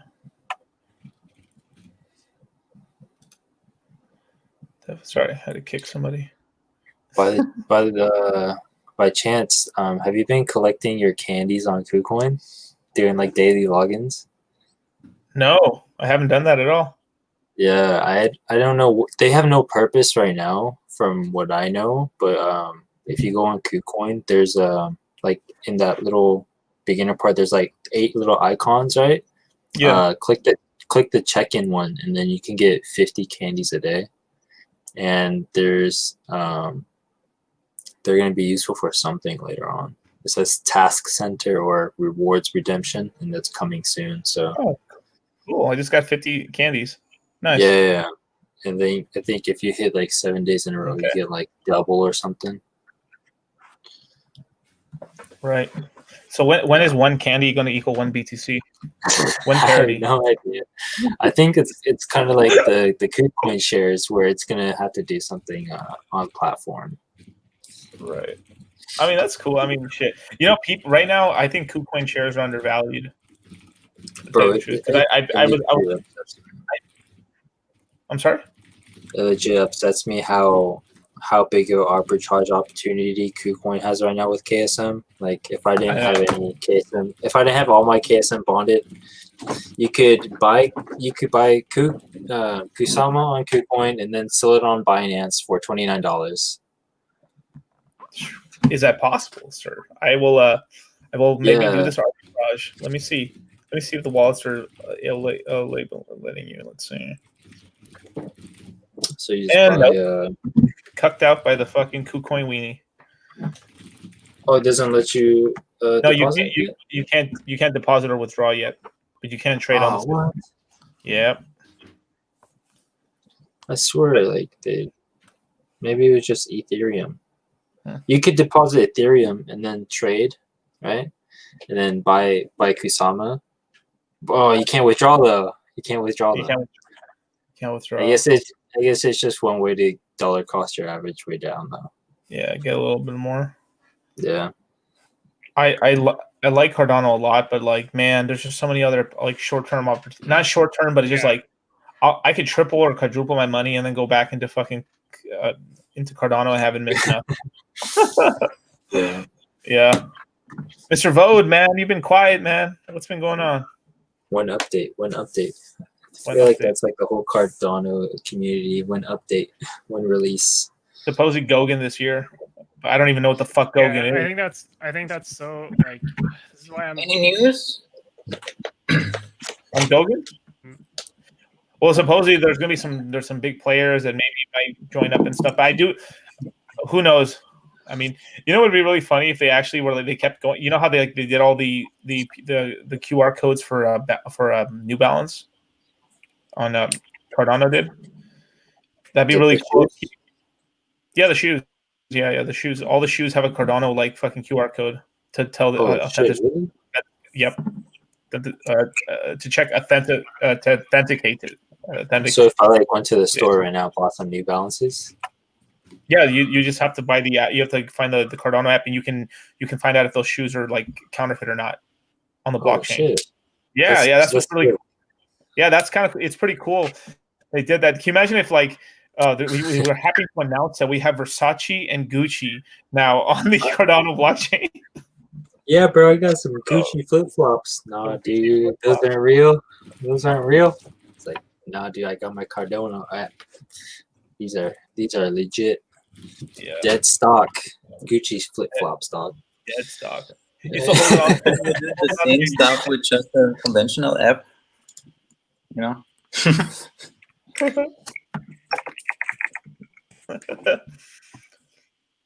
Let me see. I'm gonna try to deposit some ETH. I haven't tried, but let me try. Actually, you guys, you probably don't know this, but the post office in Austria actually is big on NFTs. Really? Did you know that? No. What? What's up? The post office in Austria, the postal service, the company, I think it's a private company at this point. It used to be owned by state. They are big on NFTs. How are they going to be implementing NFTs into their like system or something? They made crypto stamps. You can buy the stamps for like $7, and you can put it on an envelope or a package and send it. But there's also a QR code on it, and it's an NFT. So is it just one-time use, or do you transfer it to the person that you're sending it to? Well, there's the real life component. You can use it once, and it gets stamped, and then it's used. And the QR code, if you send it, if you scan it, it's in your Ethereum wallet, and you can do whatever you want. You can send it around and sell it or whatever. Okay. I mean, it's just kind of funny. I will send you a link in the. You can check it out. Okay, cool. That's crazy how people are staking like 1 million hex for 39 days. Why? Yeah, like, that's stupid. Well, why? They're just going for the big payday. But then the thing is, like, this is where Hex is honestly the first, like, really the first project I'm scared to like try flipping like into like Ethereum as like a short or midterm play, because it's all about like the T-shares. Like, T-shares, baby. There's just, it's crazy, like, because you get just the APY you get is like insane with the T-shares. Like, I'm actually right now planning on setting up some, like, adding to my really long-term stakes that I'm not even gonna touch like this cycle at all. I have planning out like some of the 10 to 15 year stakes. You know, here's a cool prediction right here. So you saw how we got we essentially got $380 for being a dolphin, right? If I extrapolate out all the fuckery with people emergency on staking, smaller stakes, and a couple of bigger ones, dude, we are like literally talking about like $25,000 in fucking free hex because everyone emergency on staking. We guys are gonna suck up all the supply, man. Damn. Yeah, I'm right now planning on how to get into the dolphin bracket. That's I think a great spot is like if you get into the dolphin. The dolphins, yeah. And also, I think over time we'll get to. I mean, every dolphin is going to become a shark naturally, right? When the shares increase. Even after big payday, some dolphins might be already sharks if they don't understand. So I could be. Yeah. Go ahead. I was just gonna ask like a question on that. So how does because I'm guessing like once like after the big payday, once you have because I'm assuming does the T-share count that you have, like I guess that's the part I'm a little bit confused on. Like if you have a bunch of emergency unstakes, then the amount of like percentage, okay, I see what you're saying. Yeah, you get bumped up like in that bracket.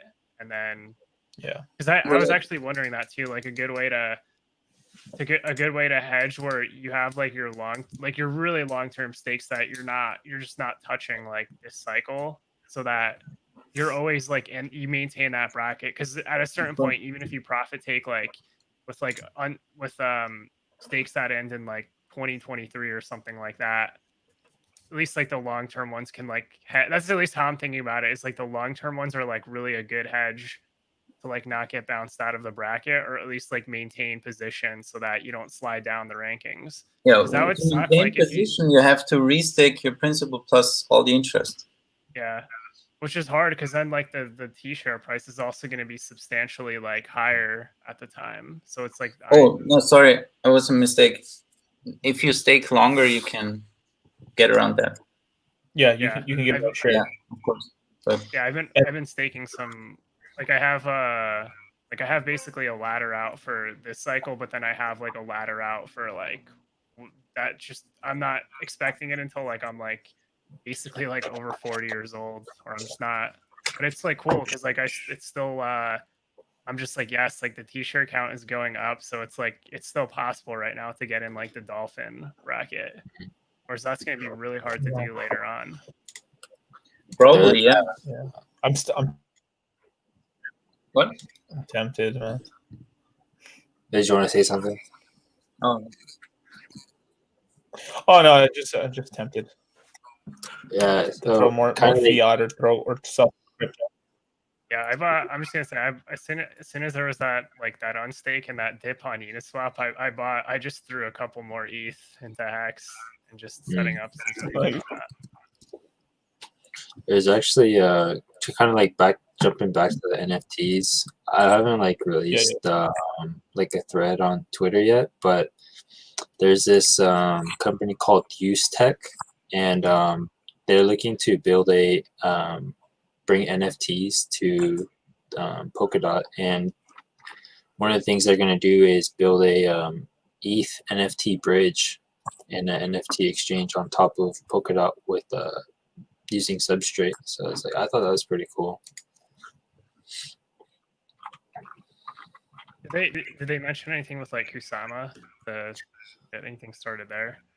Yeah, so they originally won like 2 contests or 2 Hack Kusama events or hackathons, and they were awarded in building a blockchain and community choice categories. It's just saying it's for both Kusama and Polkadot. Okay. But I would imagine it's going to come to Kusama first. Mm-hmm. Yeah, it's just like a heading that I read over and just scanned over. I didn't read like the whole thing or anything yet. Okay. So.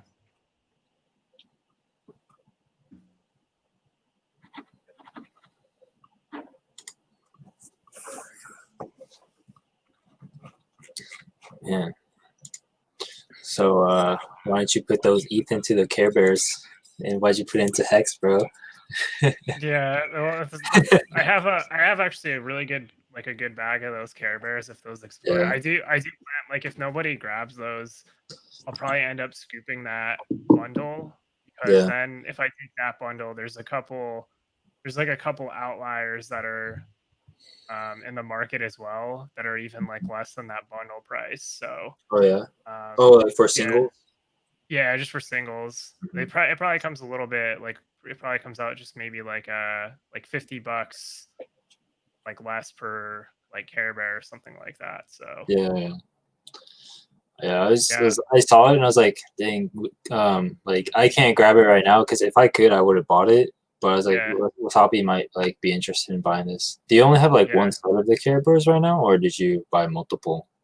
Oh, I have a lot of Care Bears. Yeah, I bought like so they have 6 right now, but those are like the original 6. Yeah.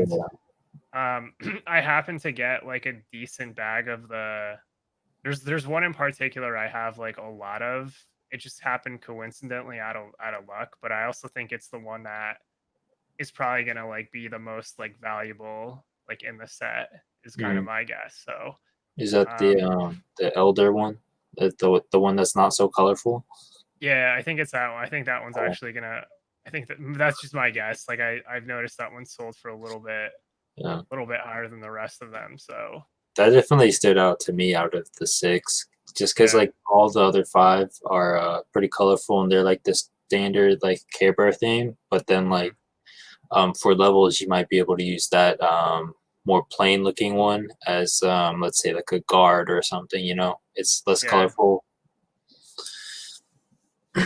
It's more general purpose. Yeah, I picked up a couple of those. I don't have like every color of the dragons, but I bought just to have like 6 of them. I bought a couple of like the same type, and then I figured if I really wanted to, I can just trade it around. But I guess for the dragons, it looks like the bloodless ones have a slightly higher premium relative to like the rest that are in the market right now. Okay. Right. Yeah, I need to get some land before phase 2 of the liquidity mining comes out, and then they introduce like the fucking multiplier. Yeah, that'll be awesome when they do that. Fuck yeah. You guys literally were talking about Care Bears, which I find really funny. Definitely Care Bears and eating sand. And garbage. I think the other thing I think the other thing that could like really blow up too is if they do they're definitely going to do this too. It's like where you can sell like different avatars of different rarity, because like the avatar is like the actual player that you are in the game. So they're going to have like, I think the potential for avatars and then just like names as like potential, because they're probably going to have like their own like .sandbox.eth domain for names and stuff. And the names are actually going to be way more interactive in this, because people are actually going to like join and like play games and stuff. So your name actually has like more meaning to it. Whereas like for Decentralized, like the community only like it pulls in like during the events, but you don't really see like it's not as like if you're just going in like the open world, like nobody's gonna like see you, I guess, unless like you're at that specific event. Definitely. I was actually thinking, I picked out my avatar today, but I was like thinking, since more customization is most likely going to come in the future, right now they're just using presets. But I was thinking of getting into the mask game, like just only editing the face as like a template, but then making a mask for these avatars and see how the community would like that, right? Oh yeah, that'd be awesome, because then you can attach like I'm guessing you can like attach like gems and stuff to the mask and like have it as like an armor piece or something. Yeah, it's like an accessory type thing. Yeah. Make a Zelda Majora's Mask. That would be sick, actually. That would be really good. That would actually probably be like that's having like well. the original mask, that would definitely sell out really fast. That's such a good idea. How do you spell that mask? Something? Majora. If you make that, I'm buying one of those. I'll buy one too. Okay. Oh, Majora's Mask. Okay. We're pre-mining right now. We're pre-mining. Yeah, we're pre-mining. All right. Mr. Bird's gonna get one too. Oh, is it the white?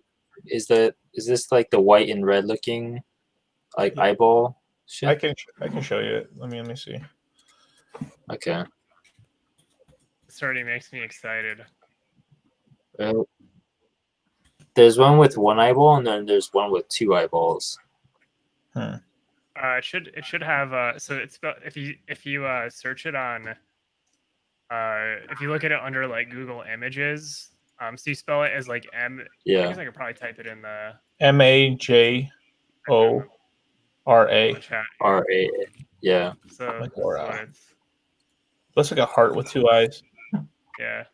Okay. Yeah, there's a. I guess on the game cover, there's a white version with only one eye. Oh, right, yeah. But that's another mask, I think. Okay. Yeah, I think that. Oh yeah, that's like the stone mask or something. Okay. I probably can't name it Majora's Mask, but if I do make it though. Just call it Mahora's mask. Mahora's mask. You have to do it anonymously, probably. Yeah. To not get sued. There's this guy making Dragon Ball spoof NFTs. Actually, pretty high quality. Yeah. Oh yeah, I saw that too. I think it's Degen Balls or something. Yeah. Yeah, he doesn't call it Dragon Ball. But it's Yeah, because of course. it's Degen Ball C or Degen Balls. Yeah. Okay, I'll look into that. If I can get the mask approved, that's the thing.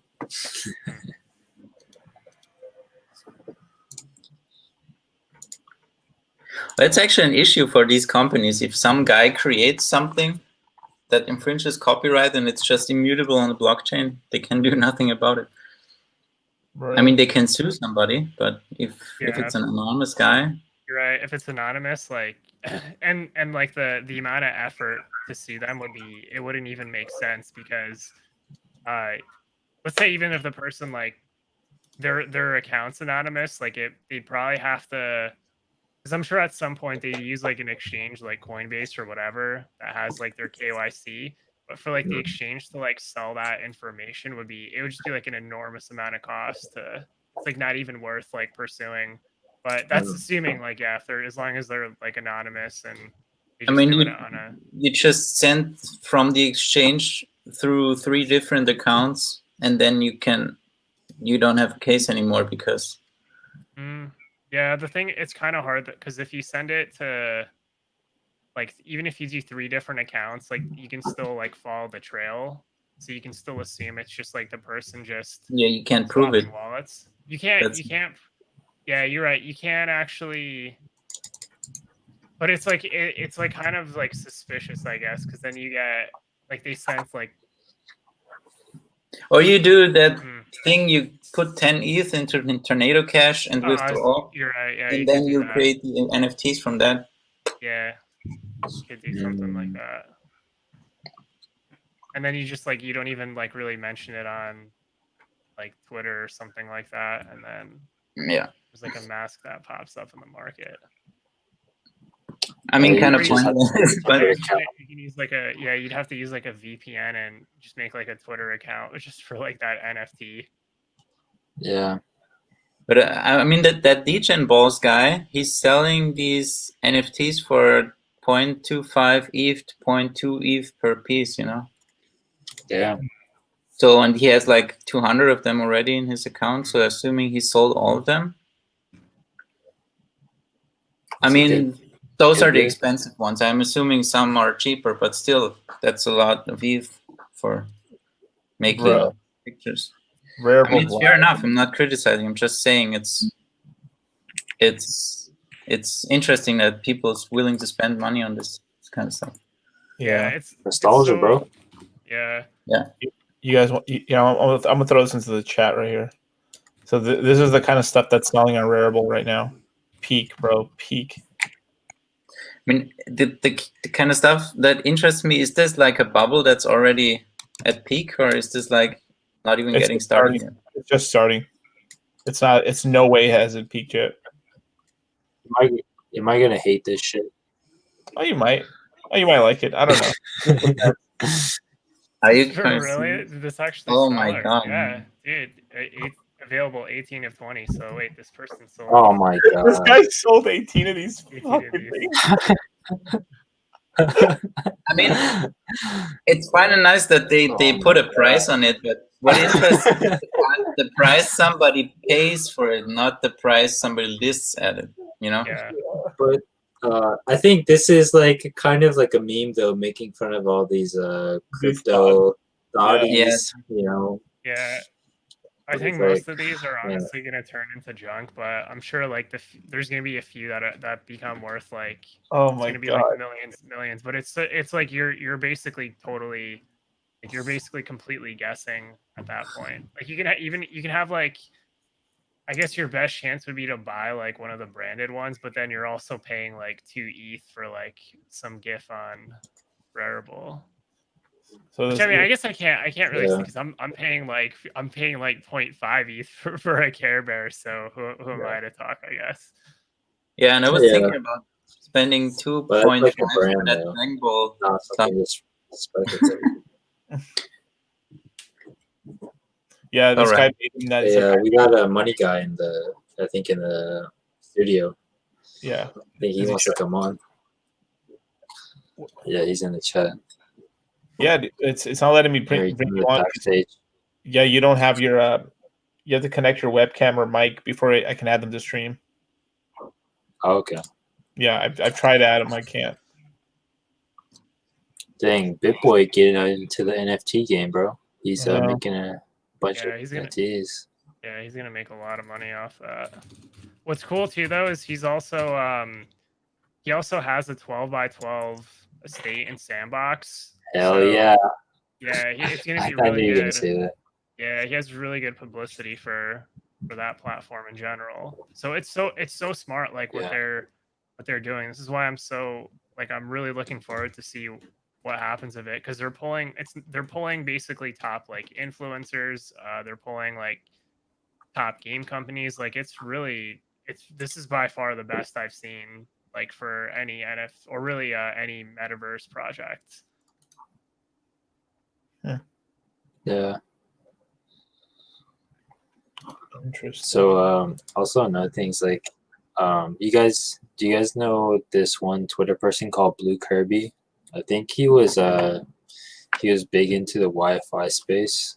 Yeah, I heard about him. But I guess he came out with a bunch of NFTs on OpenSea called Off Blue. And also like his Twitter account's just gone. They deleted or something. I only found out this today. I was wondering if you guys knew anything or heard about it. Oh, somebody from the Sandbox community I met recently was telling me about that, where it's like, yeah, like they did like a rug pull or something. Oof. Right. Someone's like this guy called the never mind. I'm not gonna say his name. Never mind. Forget it. Just some guy that shit on Hex a while back ended up rug pulling some people into a token as well. He like stole like $80,000 supposedly from people. Yeah. Well,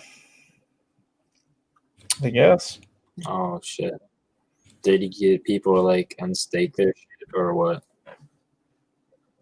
Wait, what happened? Did he get people to like unstake their Hex or something to No. to get their money or something? No, he got them into like some scam project. That'd be shitty. Yeah, he got them in some scam project, and then he sold the coins before, like or something like that. He rug pulled. He rug pulled for sure. Yeah.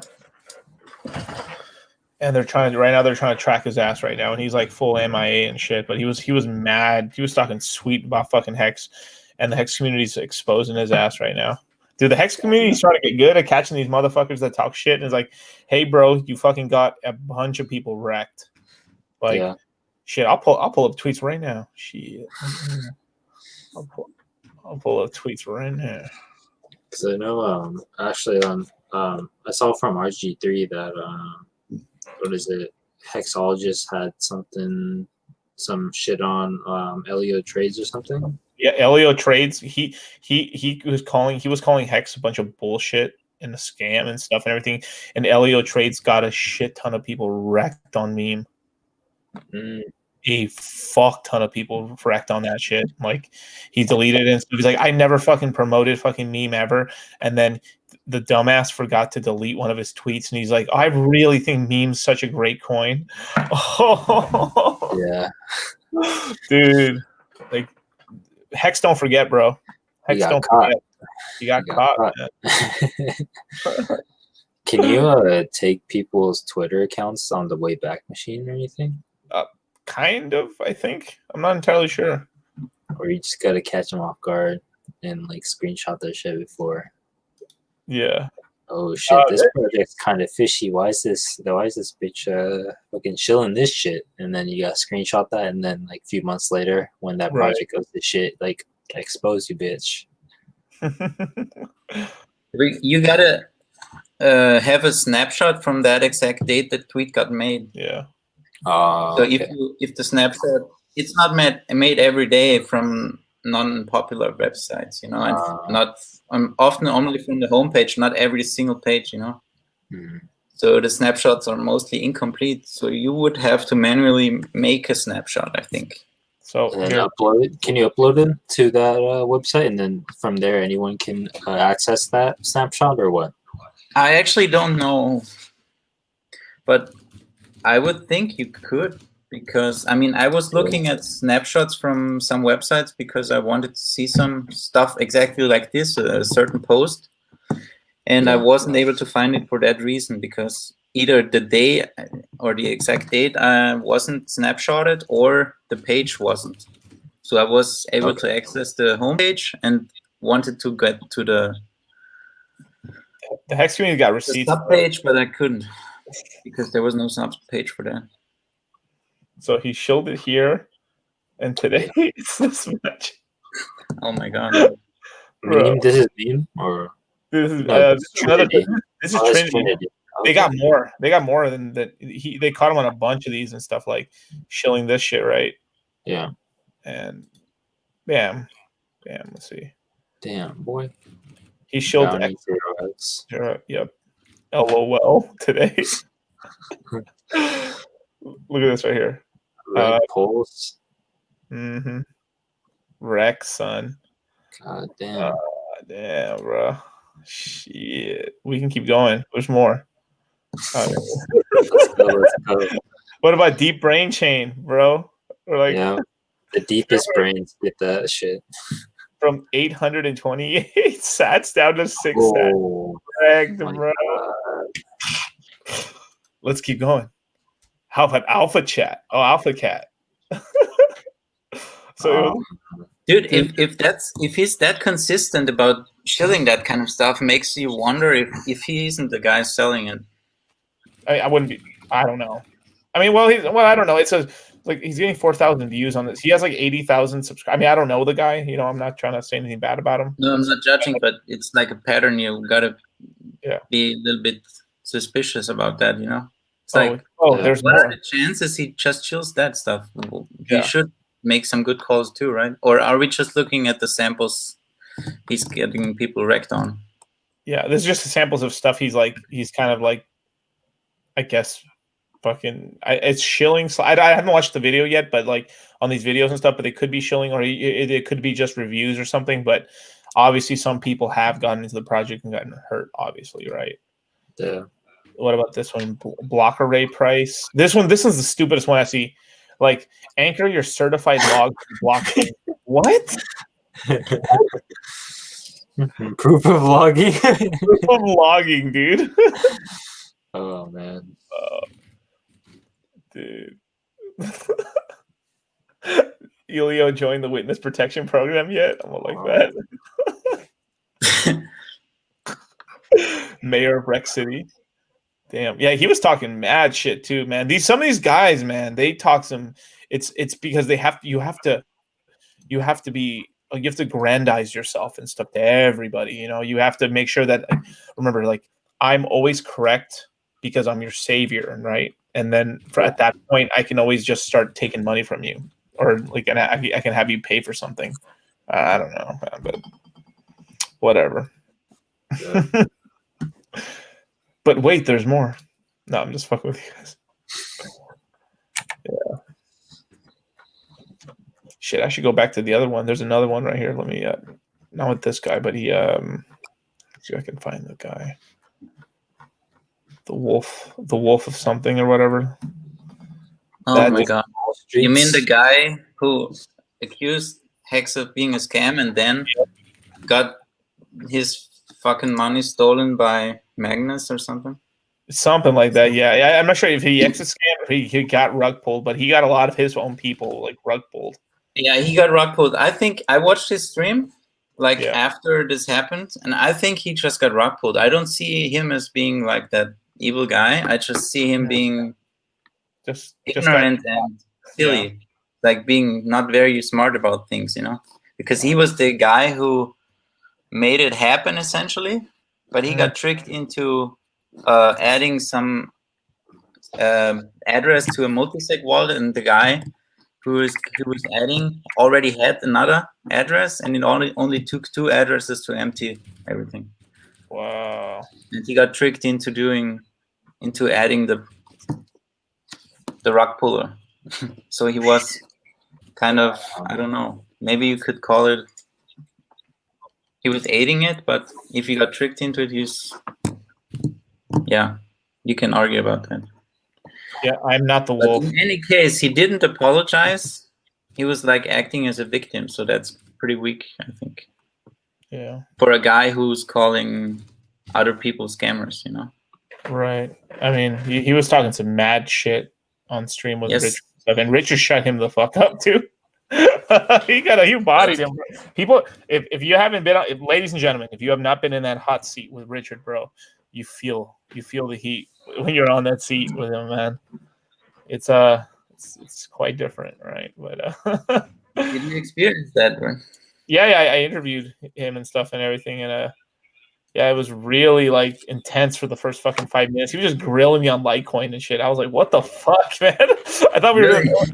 Yeah, you ever seen that meme of shit of like Rachel Ray or whatever? Right, like somebody had accidentally said Rachel Ray's name because I guess supposedly they said some girl named Ray that Jay-Z was cheating on Beyonce with or something, and they're like, "Oh, it's Rachel Ray. It's Rachel Ray."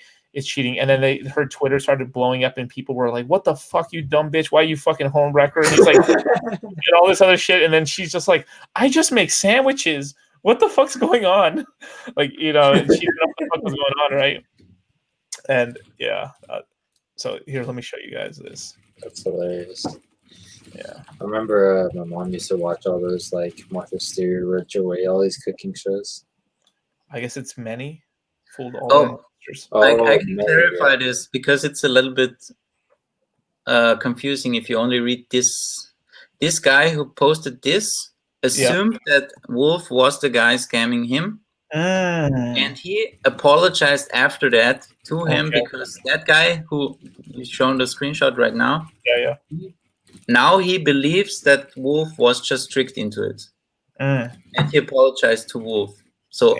I mean, I think Wolf got tricked into it, to be honest. But I don't know. Maybe he's acting like that. You never know with this shit. You know?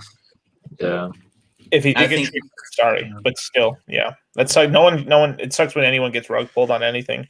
Hopefully, he didn't have a bunch of his money in that. Yeah, it's tough. Yeah, like I made sure in the course and stuff and everything that I didn't say any really like low cap. There were some good low cap coins that I'm investing into right now, but I couldn't say it because it's not responsible.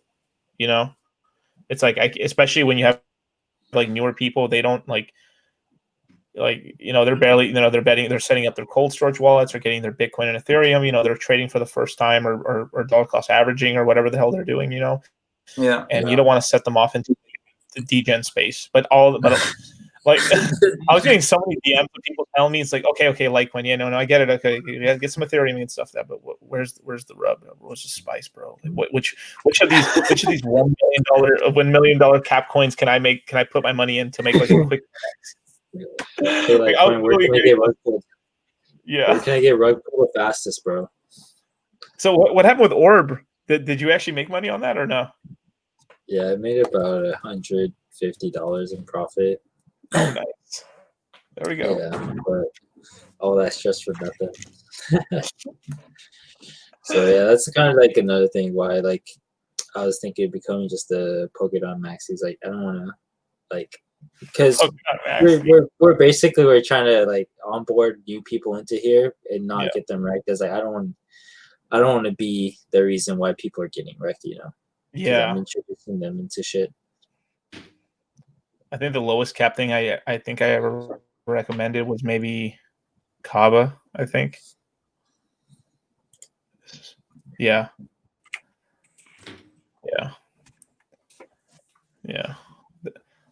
I think that's the cheapest thing I think I've recommended. Other than this free candy I got, which is going to go to a Bitcoin. Hell yeah! Hopefully it does something cool, man. That'd be really cool. Or maybe it gives you some lottery thing or something. Mm-hmm. 50, get some like free KuCoin shares or something. Hopefully, that'd be really cool. It's kind of smart they're doing this. They're like, okay, we need to get people back on the platform because like we're hemorrhaging cash right now. Yeah. So, you guys have any closing thoughts, man? Because it's about to be like 2 a.m. over here, man. Actually, so just one last thing is like Polkadot and what is it? Kusama is like integrated onto Gitcoin, and Gitcoin's basically somewhere you can go as a software developer to like solve bounties. That's all I know of it is for. That's for and to I think learn how to like program and substrate and stuff. You can get like a few Kusama or Polkadot on there by doing like beginner and intermediate advanced bounties and stuff. Yeah. Yeah. So if any software developers on there are in the chat, like check out Hello World on Polkadot.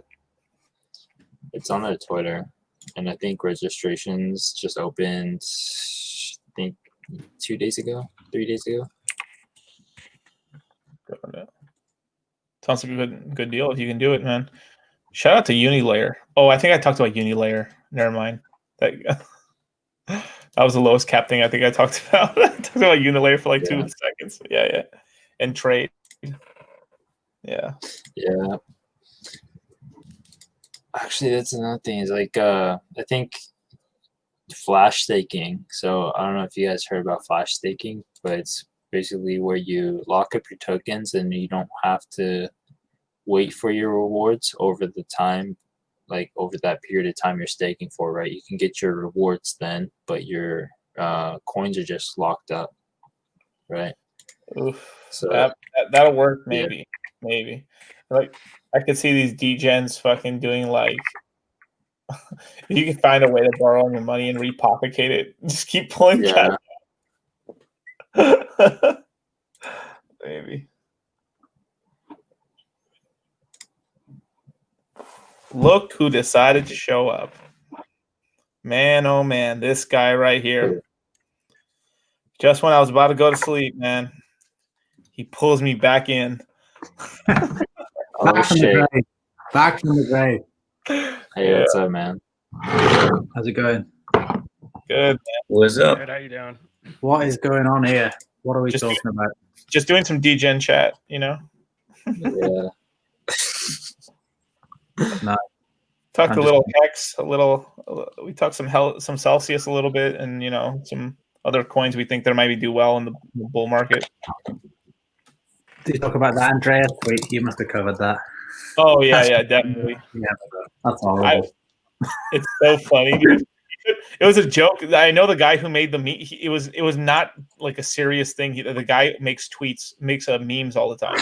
But he made that as a meme. Yeah, it's just completely he took it seriously. Like even and later on, if you keep going through the comments, people are like, "This shit is just a meme." I think they're just trying to be funny. Yeah. When are Hex people going to digging themselves into the ground? Like, when are they going to stop? Like, scam or no scam? Let's not talk about that. Like, when are they going to start helping themselves? Like, just putting this stuff out constantly is it just looks so bad, doesn't it? When are they going to start being professional? That's what I'm trying to say. Well, it's just constant memes and jokes like all day long. And then if you keep doing that, you become a meme and a joke, right? Like, that's just how it is. So is the meme editing in that question on the Antonopoulos Q&A? Like, how does Hex work? Is that the meme? No. The meme was just like like someone had just put like he's doing some video and then it's just like it looks like it's sponsored by Hex and then there's like a Hex thing, a fake Hex thing on his coffee cup. Fucking hella funny. I love that about Hex, man. I don't know. The professional is I guess Cell Token people can be more professional with it because it's got a company behind it and everything, but like we're out here. I mean, the thing is, I mean, if you act all professional and you look at the tech behind it and it's actually not decentralized and it's just a bunch of smoke and mirrors, that's even worse, I think. Yeah. I don't know. So I mean, I just looked at Coinbase Earn and the coins on there and stuff like that. It's all professionally presented, but then you look at the price chart, it sucks, and you look at the tech, it sucks. Hard to get excited about it, but yeah, I think you do have a point with acting professional. It's definitely probably better. I mean, but it's hard to do in decentralized spaces. Yeah, I get that. Organize stuff like that. You got to have a central entity, you know. You have to push. It's also the memes and everything keep the community together as well. Just because it's like there's not really any comedians out here just specifically talking about your coin. So when anyone makes any meme, everyone's just giggling. Like I think his name's A Bit of Hex. I think his name is or Adrian Bit of Hex and stuff.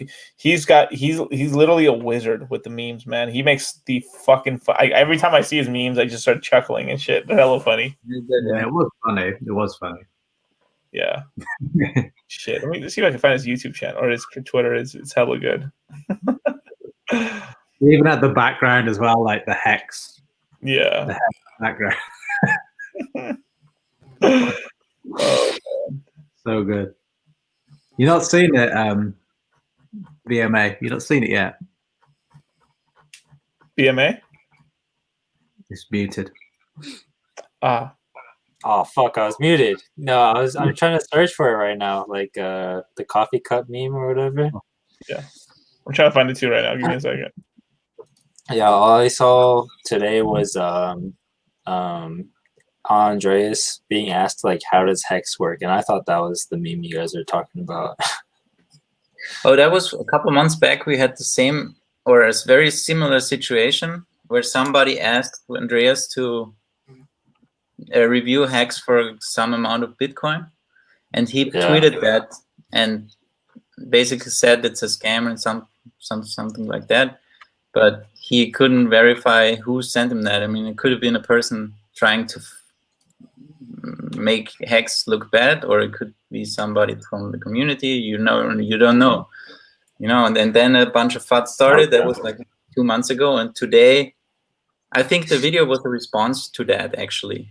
Because the video is old, it's from August or something. Yeah, let me check and play the video. The basic ideas of decentralization, of robust money. Okay. I mean, come on, that's so obviously fake. It's I know, it's funny. Spread beyond. There is now a massive ecosystem, and so once you create that dimension of innovation, the thing is, that's it. I mean, literally, we weren't even making. You missed the best part, man. You missed the best part. Wait, let's fast to the end. Okay. Innovation. Let it play to the end. This thing is unstoppable. Hex, and that's great. The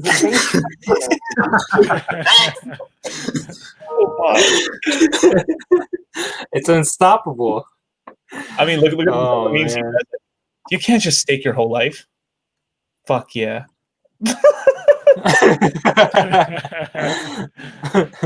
Come on, these things are gold, dude. He has such gold, bro. Like, look at this right here. Look at this, Mr. 40. When I first looked at this, I didn't even realize there were like these personalities shopped in. Yeah. Because Oh my gosh. When you're in Hex, but you only made 40x yet, but you remember you're also 5x on BPD and 80x because your stakes for 10 years. Just come on, look at this shit. Come on, like, dude.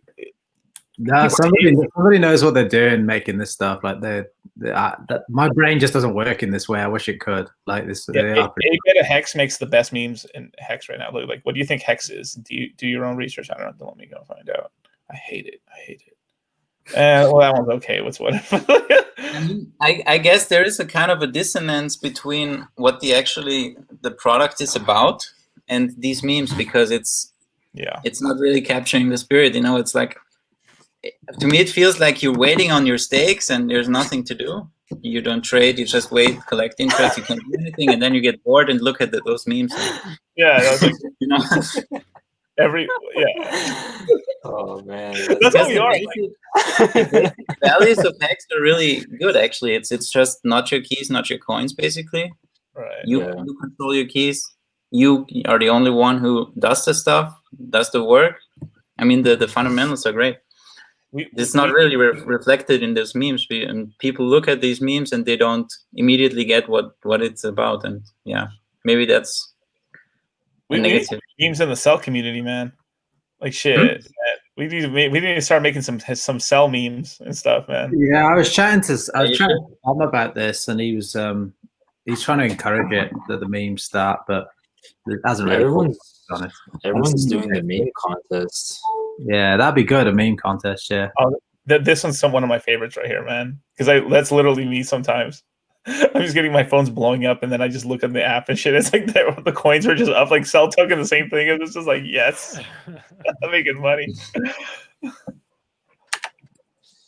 Oh, that's actually the bear market's gonna be really exciting for like long-term Hex stakers, because that's where you're gonna really start to see a really interesting feed with those emergency end stakes, man. Yeah, like Kevin. So because of I'm not sure if it's because of Andreas Antonopoulos or whatever, fudding Hex a little bit. Some guy, like, he exited out of probably like $500,000 of Hex on his stake. It was 1 million. It was 900,000. Oh my god, yeah, $1 million, and everybody in Hex for the most part that's like a top 800 wallet got like $380 just by doing nothing. We were just sitting there and we just got that money. So what's that, like a penalty when he leaves his whatever he's agreed to stay into? They give a penalty back to the community, right? Is that how it works? Yes. But it depends on how long you committed and how long you actually serve. So if I commit for 5,000 days and I pull back in 5 days, I'm losing everything, like 100%. Yeah. If I serve 50% of that for like 5,000 days, that's what, 6 years, something like that. If I only serve 6 years, I get back my principal, but I lose all the interest. Okay. And then starting from 50% to 100, you get a percentage of your interest. It depends on you can calculate it, but it's kind of intricate. Yeah. I mean, every system has its. They got a calculator. There's a calculator online somewhere. Yeah, there is, but there's also a fake one that will tell you get less penalties than you actually get, and it's made by a person that wants to see Hex destroyed. You're literally wrecked if you just take it out early, then basically. So just leave it there and don't put the small amount of money in unless it doesn't matter. Yeah. Literally, what I tell people, I have had friends where they put a couple $1,000s in because they just like, fuck it, I'm gonna take a gamble on it. I just have them do one stake every year for 15 years, right? I weigh them a little heavier in the beginning, and then the rest of them even. So imagine it's like $200 year one, 200 years year 2, 3, 4, 5, and it's just $200 every year on their birthday, so they never forget. And if Hex does something, and we end up making this into something cool, they're going to be like really happy later on. They're like, wow, this is a lot. Because that's one of the major things. Like, I bet you there was people back when Bitcoin first started, they wish they could just lock up their coins for like, you know what, I'm not, I believe in this thing. Let me lock it up for 4 years. Because there's a lot of people who are purchasing Bitcoin at pennies that sold when it hit $1, and I bet they wish they had it like now, Yeah. Have you looked into the price action with Wasabi of Bitcoin on this stream? For Bitcoin? Yeah, like I think that's a significant move, right? Like what just happened. Yeah, it's looking it's looking pretty good. I'm still thinking like I'll be surprised if it breaks above like 15 for the rest of this year, but the rest of the market looks really good. Yeah. Alts look great right now. Sell's obviously been kicking ass the last couple weeks, so it's just everything is lined up really, really well. I think, and what's crazy is that I remember a while back. This is from like Moon Gang on. It was in like one of the episodes in August. I remember there was like a Kusama fractal. Like if Cell falls the Kusama fractal, it's probably gonna hit like. I mean, not financial advice, but for anybody that's like watching, like that fractal hit at least like $2 before the end of the year, and I think it even could go as high as like 4. This is for like an absolute like massive impulse for like the rest of the year. But it looks great. All Bitcoin has to do is just hold above 10,000, and like the rest of the market is perfect. Like it's like a good spot for market makers to really start driving up everything in the market. Yeah, it was one of those periods where like on the weekly, on the Bitcoin weekly, where just like everything was coming together, the support regions, the moving averages, they were all bunching up, fanning out nicely. You know, the bunching up on the daily, fanning out on the weekly. I was just like, this is just pop, and then it just popped.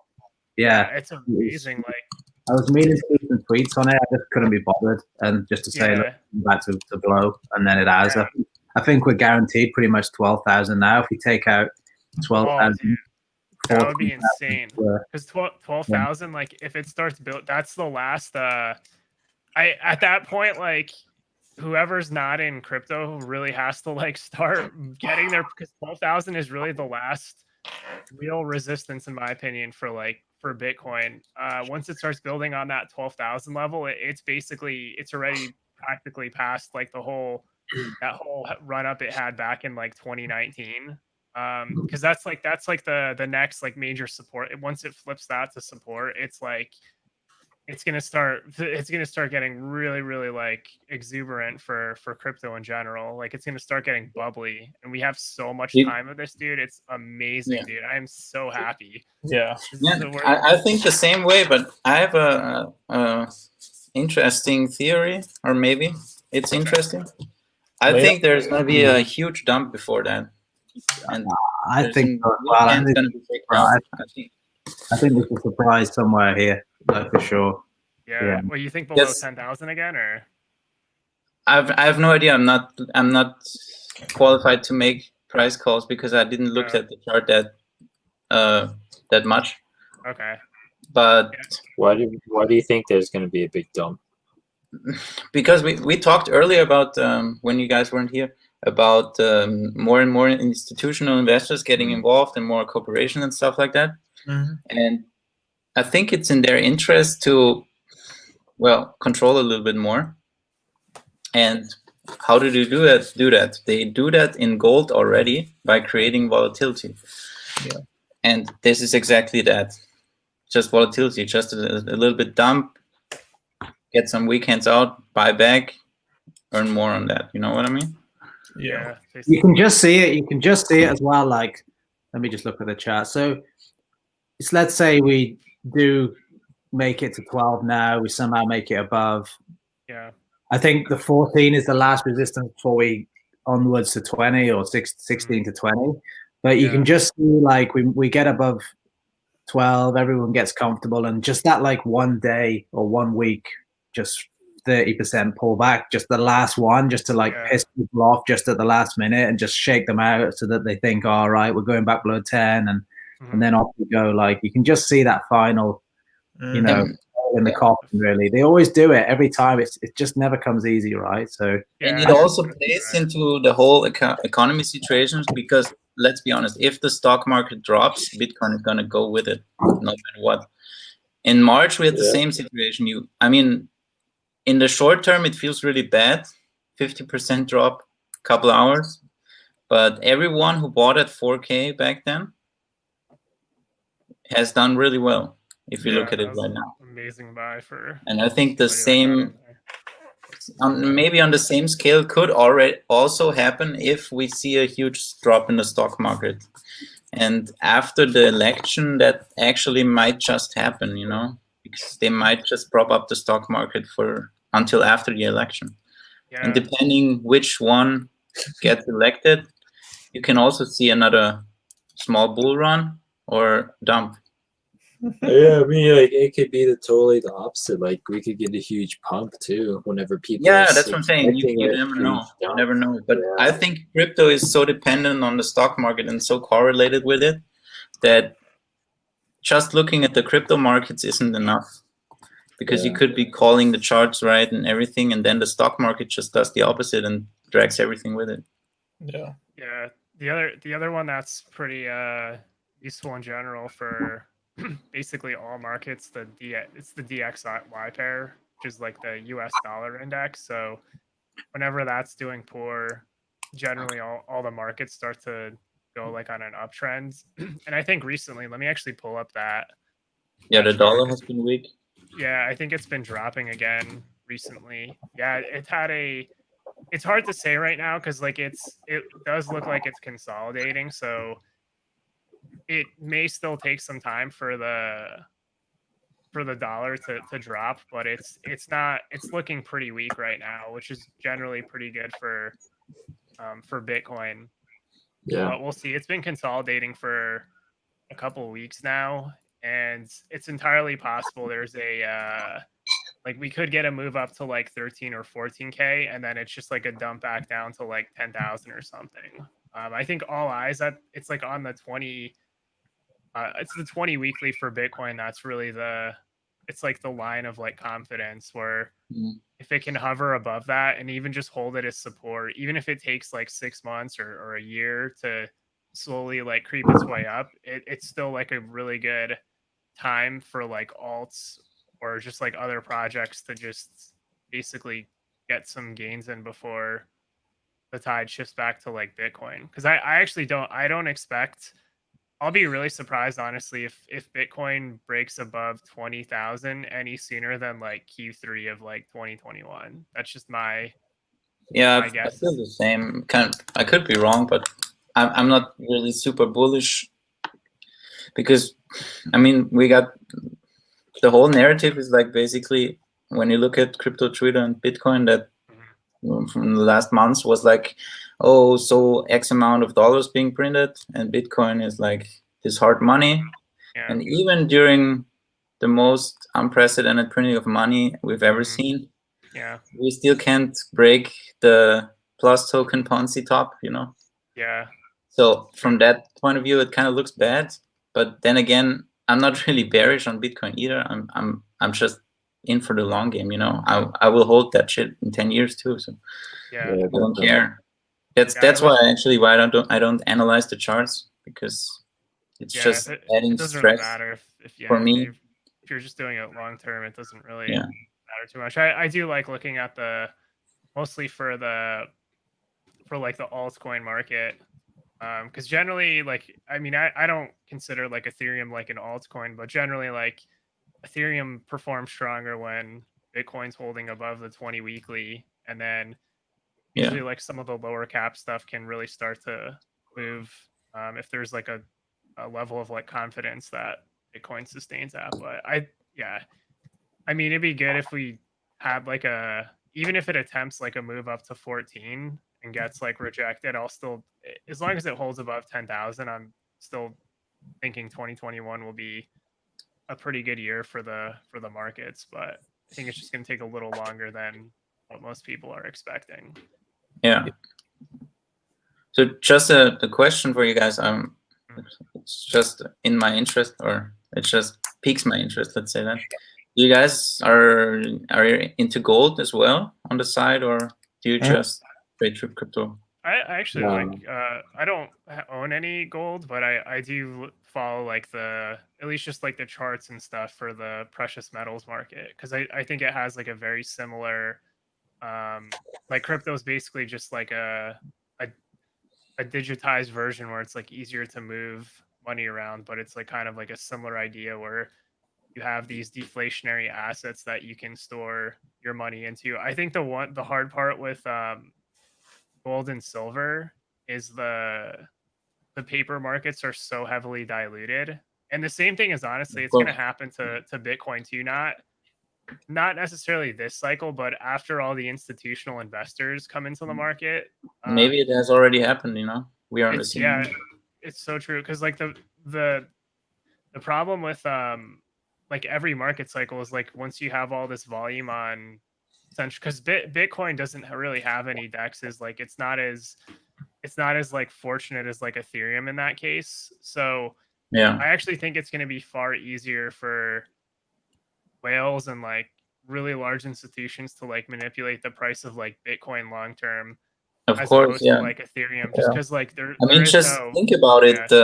The ETH DAI pair on Uniswap is the most liquid ETH to dollar pair that exists. Yeah. So, and it's on chain. It's not a centralized exchange. Right. You can't just print fiat and short the price down, and when you get wrecked, you just print more money and short again. Mm-hmm. Yeah. Which they have been doing with the gold market actually verifiably, and they got busted on that. So it's not even a conspiracy, it actually happened. Yeah. And that kind of thing might actually be happening with Bitcoin right now. Yep. Not saying it is, but it's possible. It would be in the interest of the central banks. And if there is an incentive, that makes it just more likely that it's actually happening, because these guys aren't done. They look after their own interests.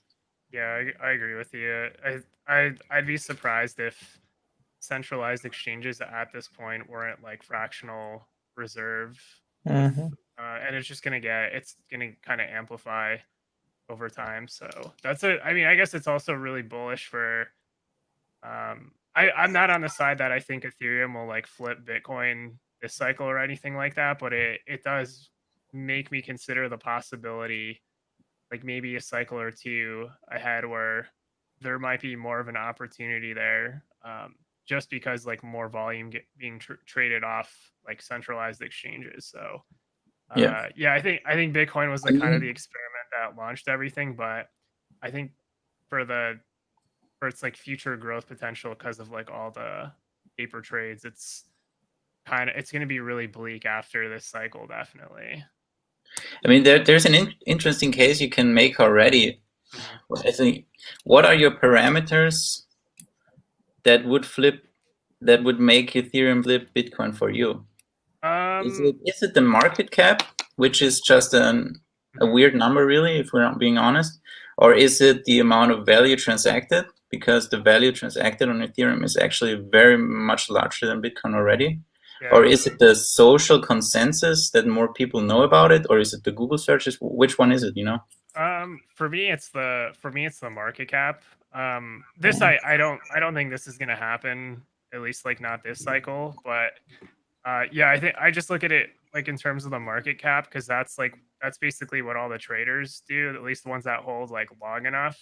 Like if they get like an amazing opportunity, because like in theory, like if Ethereum reached parity with Bitcoin this cycle, that would be very short. It would be very short-lived, in my opinion. Like if that happened, I would dump all my Ethereum into Bitcoin.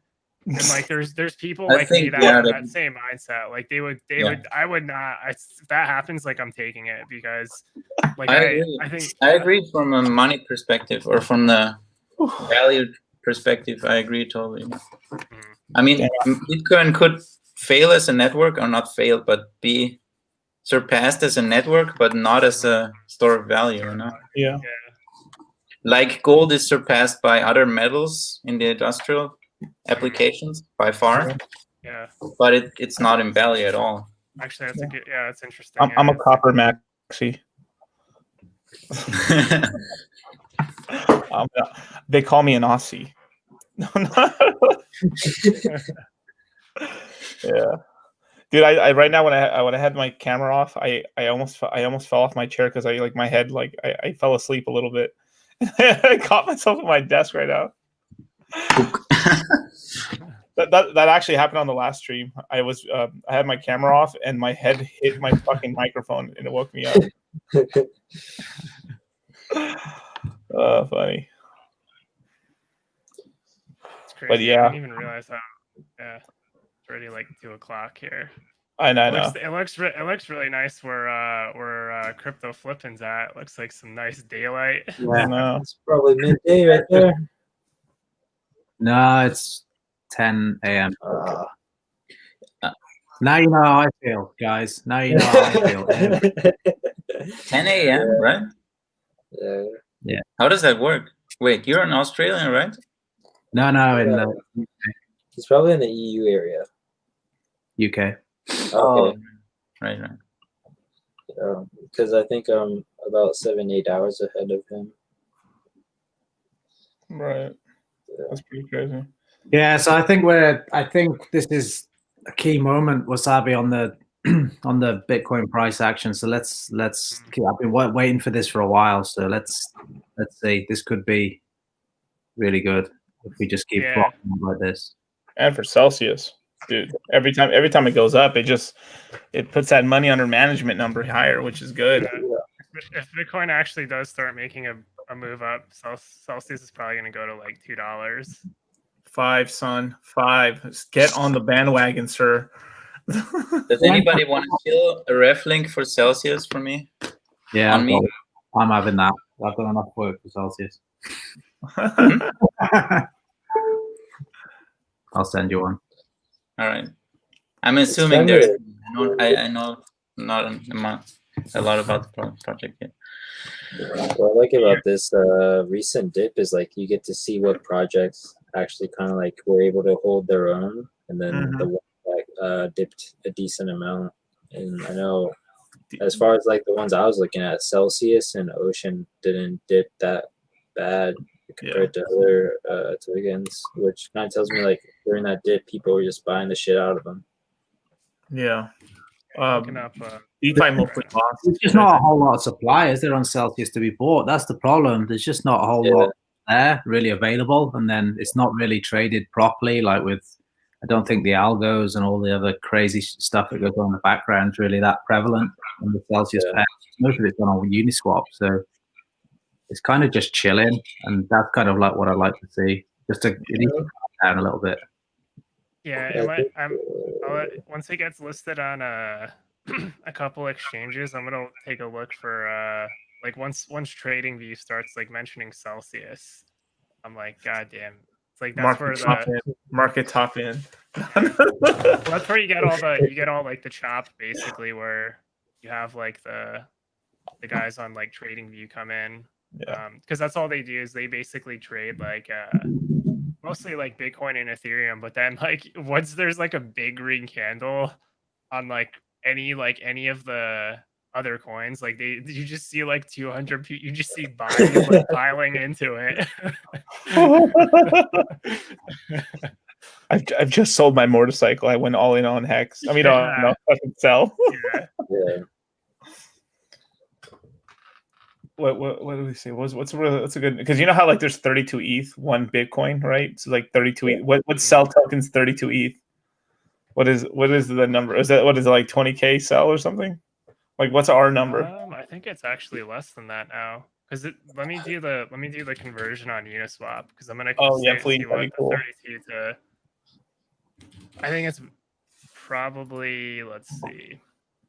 I think it's less than 10,000. Nice. What's the 32 ETH? Yeah, because the rate is, I think it's like 250 sell per. Yeah, because it's like $1. Okay. It's $1.20 or $1.30 per sell. Yeah, basically the conversion right now, 32 ETH gets you like 8,900 sell. So just say like 8.5. Yeah. And 10,000 you just want like a clean 10K sell, bro. You don't have a BTC, bro. 10K sell, baby. 10K sell. Yeah. Hey, Sigil just came on. Who? Sigils. Oh, Sigils. Where you at? Let me see. He's in the chat.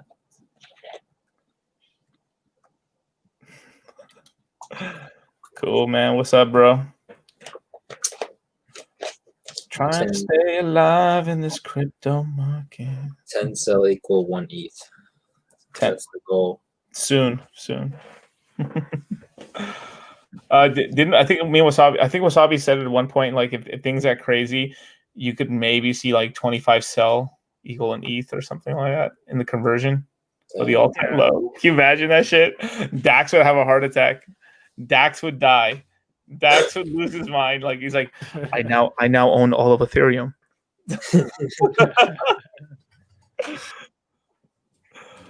I need to get Dax has like the most interesting voice I've heard in crypto so far. I think he's doing a stream this evening. Really? Oh, cool. Yeah, let me check. He did tell me last week. We chatted Moon Juice. We chatting that Cell Juice, dog. Cell Juice, bro. I'm hyphy. From Dragon Ball These Nuts. Dragon Ball These Nuts.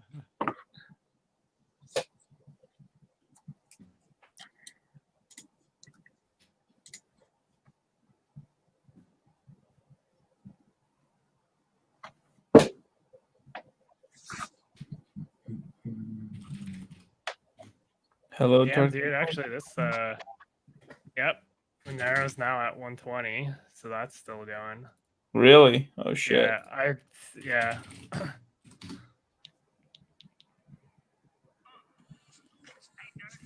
Yeah, it's probably gonna go up to like 150.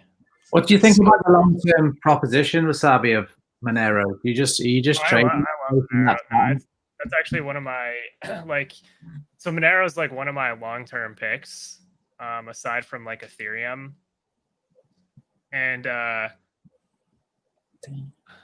think in terms of like the proof of work, it's probably. I mean, I also have like my personal bias, of course, but Monero is probably my favorite proof of work project. And then last cycle, it did extremely well. Like when it really took off, like it had some really explosive gains. And the charts that I set up for Monero right now, it's like if it basically follows like what Bitcoin did last cycle, it can probably hit as high as like $5,000 to $10,000 for just like one Monero for like a blow off top. I'm gonna take profits into like either Ethereum or Bitcoin or whatever like sooner than that, but so far like the price potential is like definitely there, and the on-chain volume has like quadrupled through the entire bear market, so people are definitely like using it like as intended. I think for the most part people are just using it as like a private store of like cash,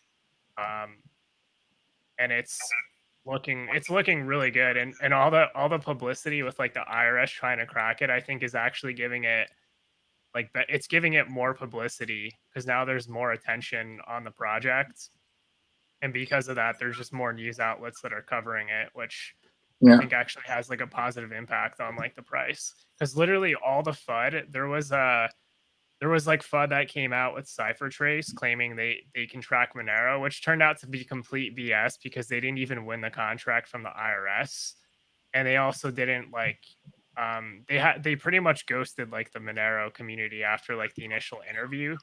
So yeah, their attempt, like I just remember like when they put that article out, like the price of Monero actually just like ended up going up. So at this point, like I think all the shakeout as far as like people worried about regulations and delistings, I think all of that is like now finally like in the past, and it's basically setting up for I think a pretty good bull market again. I'm super bullish on Monero long term. That's like that'll always be like one of my favorite projects because it does hit like it does hit my beliefs in terms of like freedom. So it does drive like there as well, aside from like the monetary investment. Like it has such a unique use case that nobody else can really like replicate at this point. I mean, it's holding up pretty well. It was on par or behind Dash in market cap for a long time, and look at it now. Yeah, it's like, just compare Monero to Dash, and you see one has dropped completely, and Monero is held up pretty well. Yeah, Monero's, and I think also because like Dash isn't I think for the most part they have something called private send. But I wasn't comparing the tech. I was just about the market cap similarity, and like from that, Dash was in front of Monero for a long time, and now they just dropped like crazy in comparison. I remember that. Yeah, they were actually like for a while. I think towards like the end of like 2017, it got to a point where they were like toe to toe in market cap, and then there was just like a big separation since then. And I think one of the community members in Monero, his name's like Justin Ehrenhofer. He posted a chart of, I think Dash was on there. There was Zcash, and like you can see like on the macro trend, like Monero's basically eating away at whatever money's going into like the privacy vertical. So it's really starting to like kind of dominate the network effect, like in that particular part of like cryptocurrency, which is really interesting. Yeah, makes sense. I mean, it has the best privacy feature. Yeah. And you can actually still be OG crypto onboarded. You just turn on your Office PC and you start mining it. Yeah, that's right. You can actually do that. You can't do that with Bitcoin. With Monero, it's not privacy if you just hold it, right? You have to still go through some process to wash it, correct? No, it's once you withdraw to your wallet, like, because the thing is, the way Monero works is anytime you broadcast a transaction, it uses I guess the stealth addresses aren't necessarily relevant here, but it uses like a bunch of decoys. So let's say you withdraw from Binance into your wallet. That'll have, so there's a certain output, like let's say you withdraw 5 Monero. There's a certain output that gets withdrawn to your wallet. And later on, when people are making transactions, there's going to be a certain point where like whatever amount you have gets used as like a decoy in another transaction. So, I mean, you basically get to a point where if you have enough people using it, I just kind of visualize like a really big crowd. And as the crowd gets like bigger and bigger, it gets so much harder to find out exactly like who's like making payments and things like that. Okay. So, yeah. Does it like Monero network like split your let's say I buy 10 Monero, right? Does it split that 10 Monero throughout several transactions, or do I just get it like in one whole? I think it also, so when you buy like let's say you buy Monero on like Kraken or something, you have, it depends on like how much of because when you buy it on the exchange, if you have like 5 Monero, it could be like 2 different outputs on the exchange. So I don't think you know until you basically deposit it into your wallet. So I don't think you know afterwards either, because you just see you received it. You don't know where it came from. Yeah, right? you see, so that's correct. Like you don't actually when you receive Monero from somebody, I think the way it works is Monero uses stealth addresses that are one time only, and like the stealth address isn't like the same address that the wallet that actually holds Monero. And that's like the other part that was basically kind of fishy with Cipher Traces. They didn't really understand like how stealth addresses worked, so there was already like pretty poor claims on their part as far as what they can track. And the other thing is one of the research, or at least one of the researchers in Monero, they have this they have like this improvement called Triptych. It's currently being like peer reviewed, so this isn't confirmed yet, but if Triptych actually if it passes like formal audits, it's going to increase the ring size to like 1,000, which right now it's like set to like, I think it's like 11, but it'll bump up to 1,000 once it goes through like peer review, which just makes it even harder to de-anonymize people. So yeah, the other thing that's good too is Kraken. They got a banking license in Wyoming, and they've been pretty pro Monero for a very long time now. So I'm not really too. like the company, like itself? Or like the exchange. Yeah, the Kraken, the exchange, or has Wyoming been like pro Monero?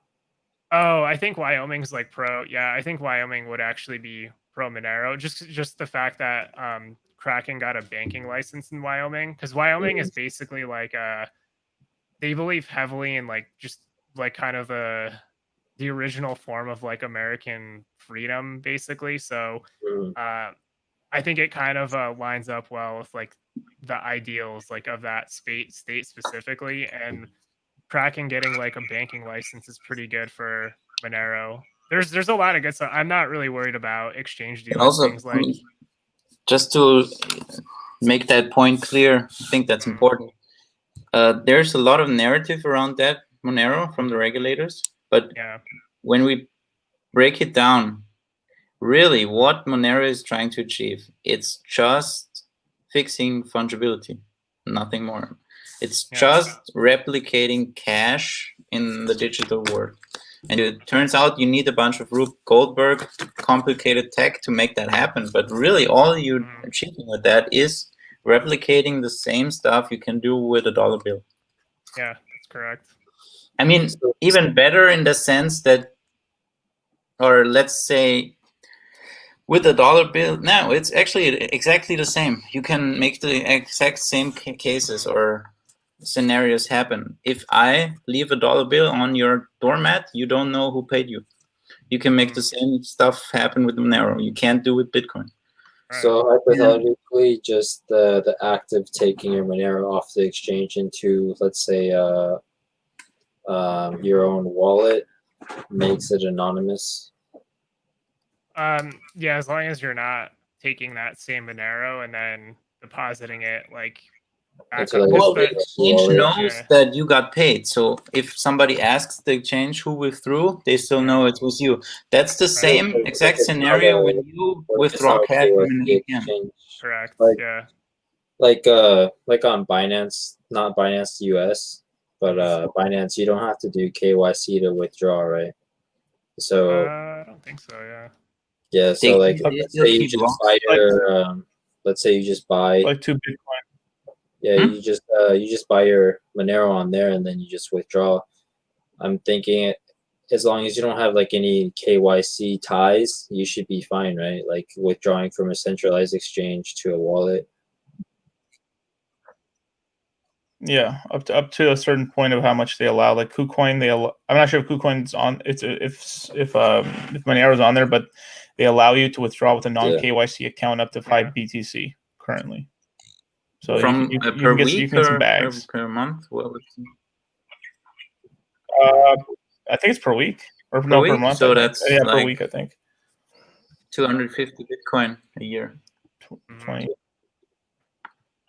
Yeah, nice chunk of change, man. Well, I'm sorry, you guys. I wish I was a soldier, bro, but I gotta close up the stream right now because I'm falling asleep right now. Yeah, if you guys like to say, like, actually, where's the best place to follow any of you guys? How about that? Where? Mine's on Twitter at Voice My Ambition. Perfect. Yeah, mine's there in the handle at Crypto Flipping. Nice. Yeah, same. And then Twitter, the handle is in the username here. Nice. Yes, same for me. The handles and the username. Yeah. At Wasabi DCL. Yeah. And you guys can follow me at Litecoin Moses. And soon enough, there's going to be a litecoinmoses.com. So I'll catch you guys on the flip side. Sell on, I guess. Later, guys. Later. All right. Have a good night. Yeah.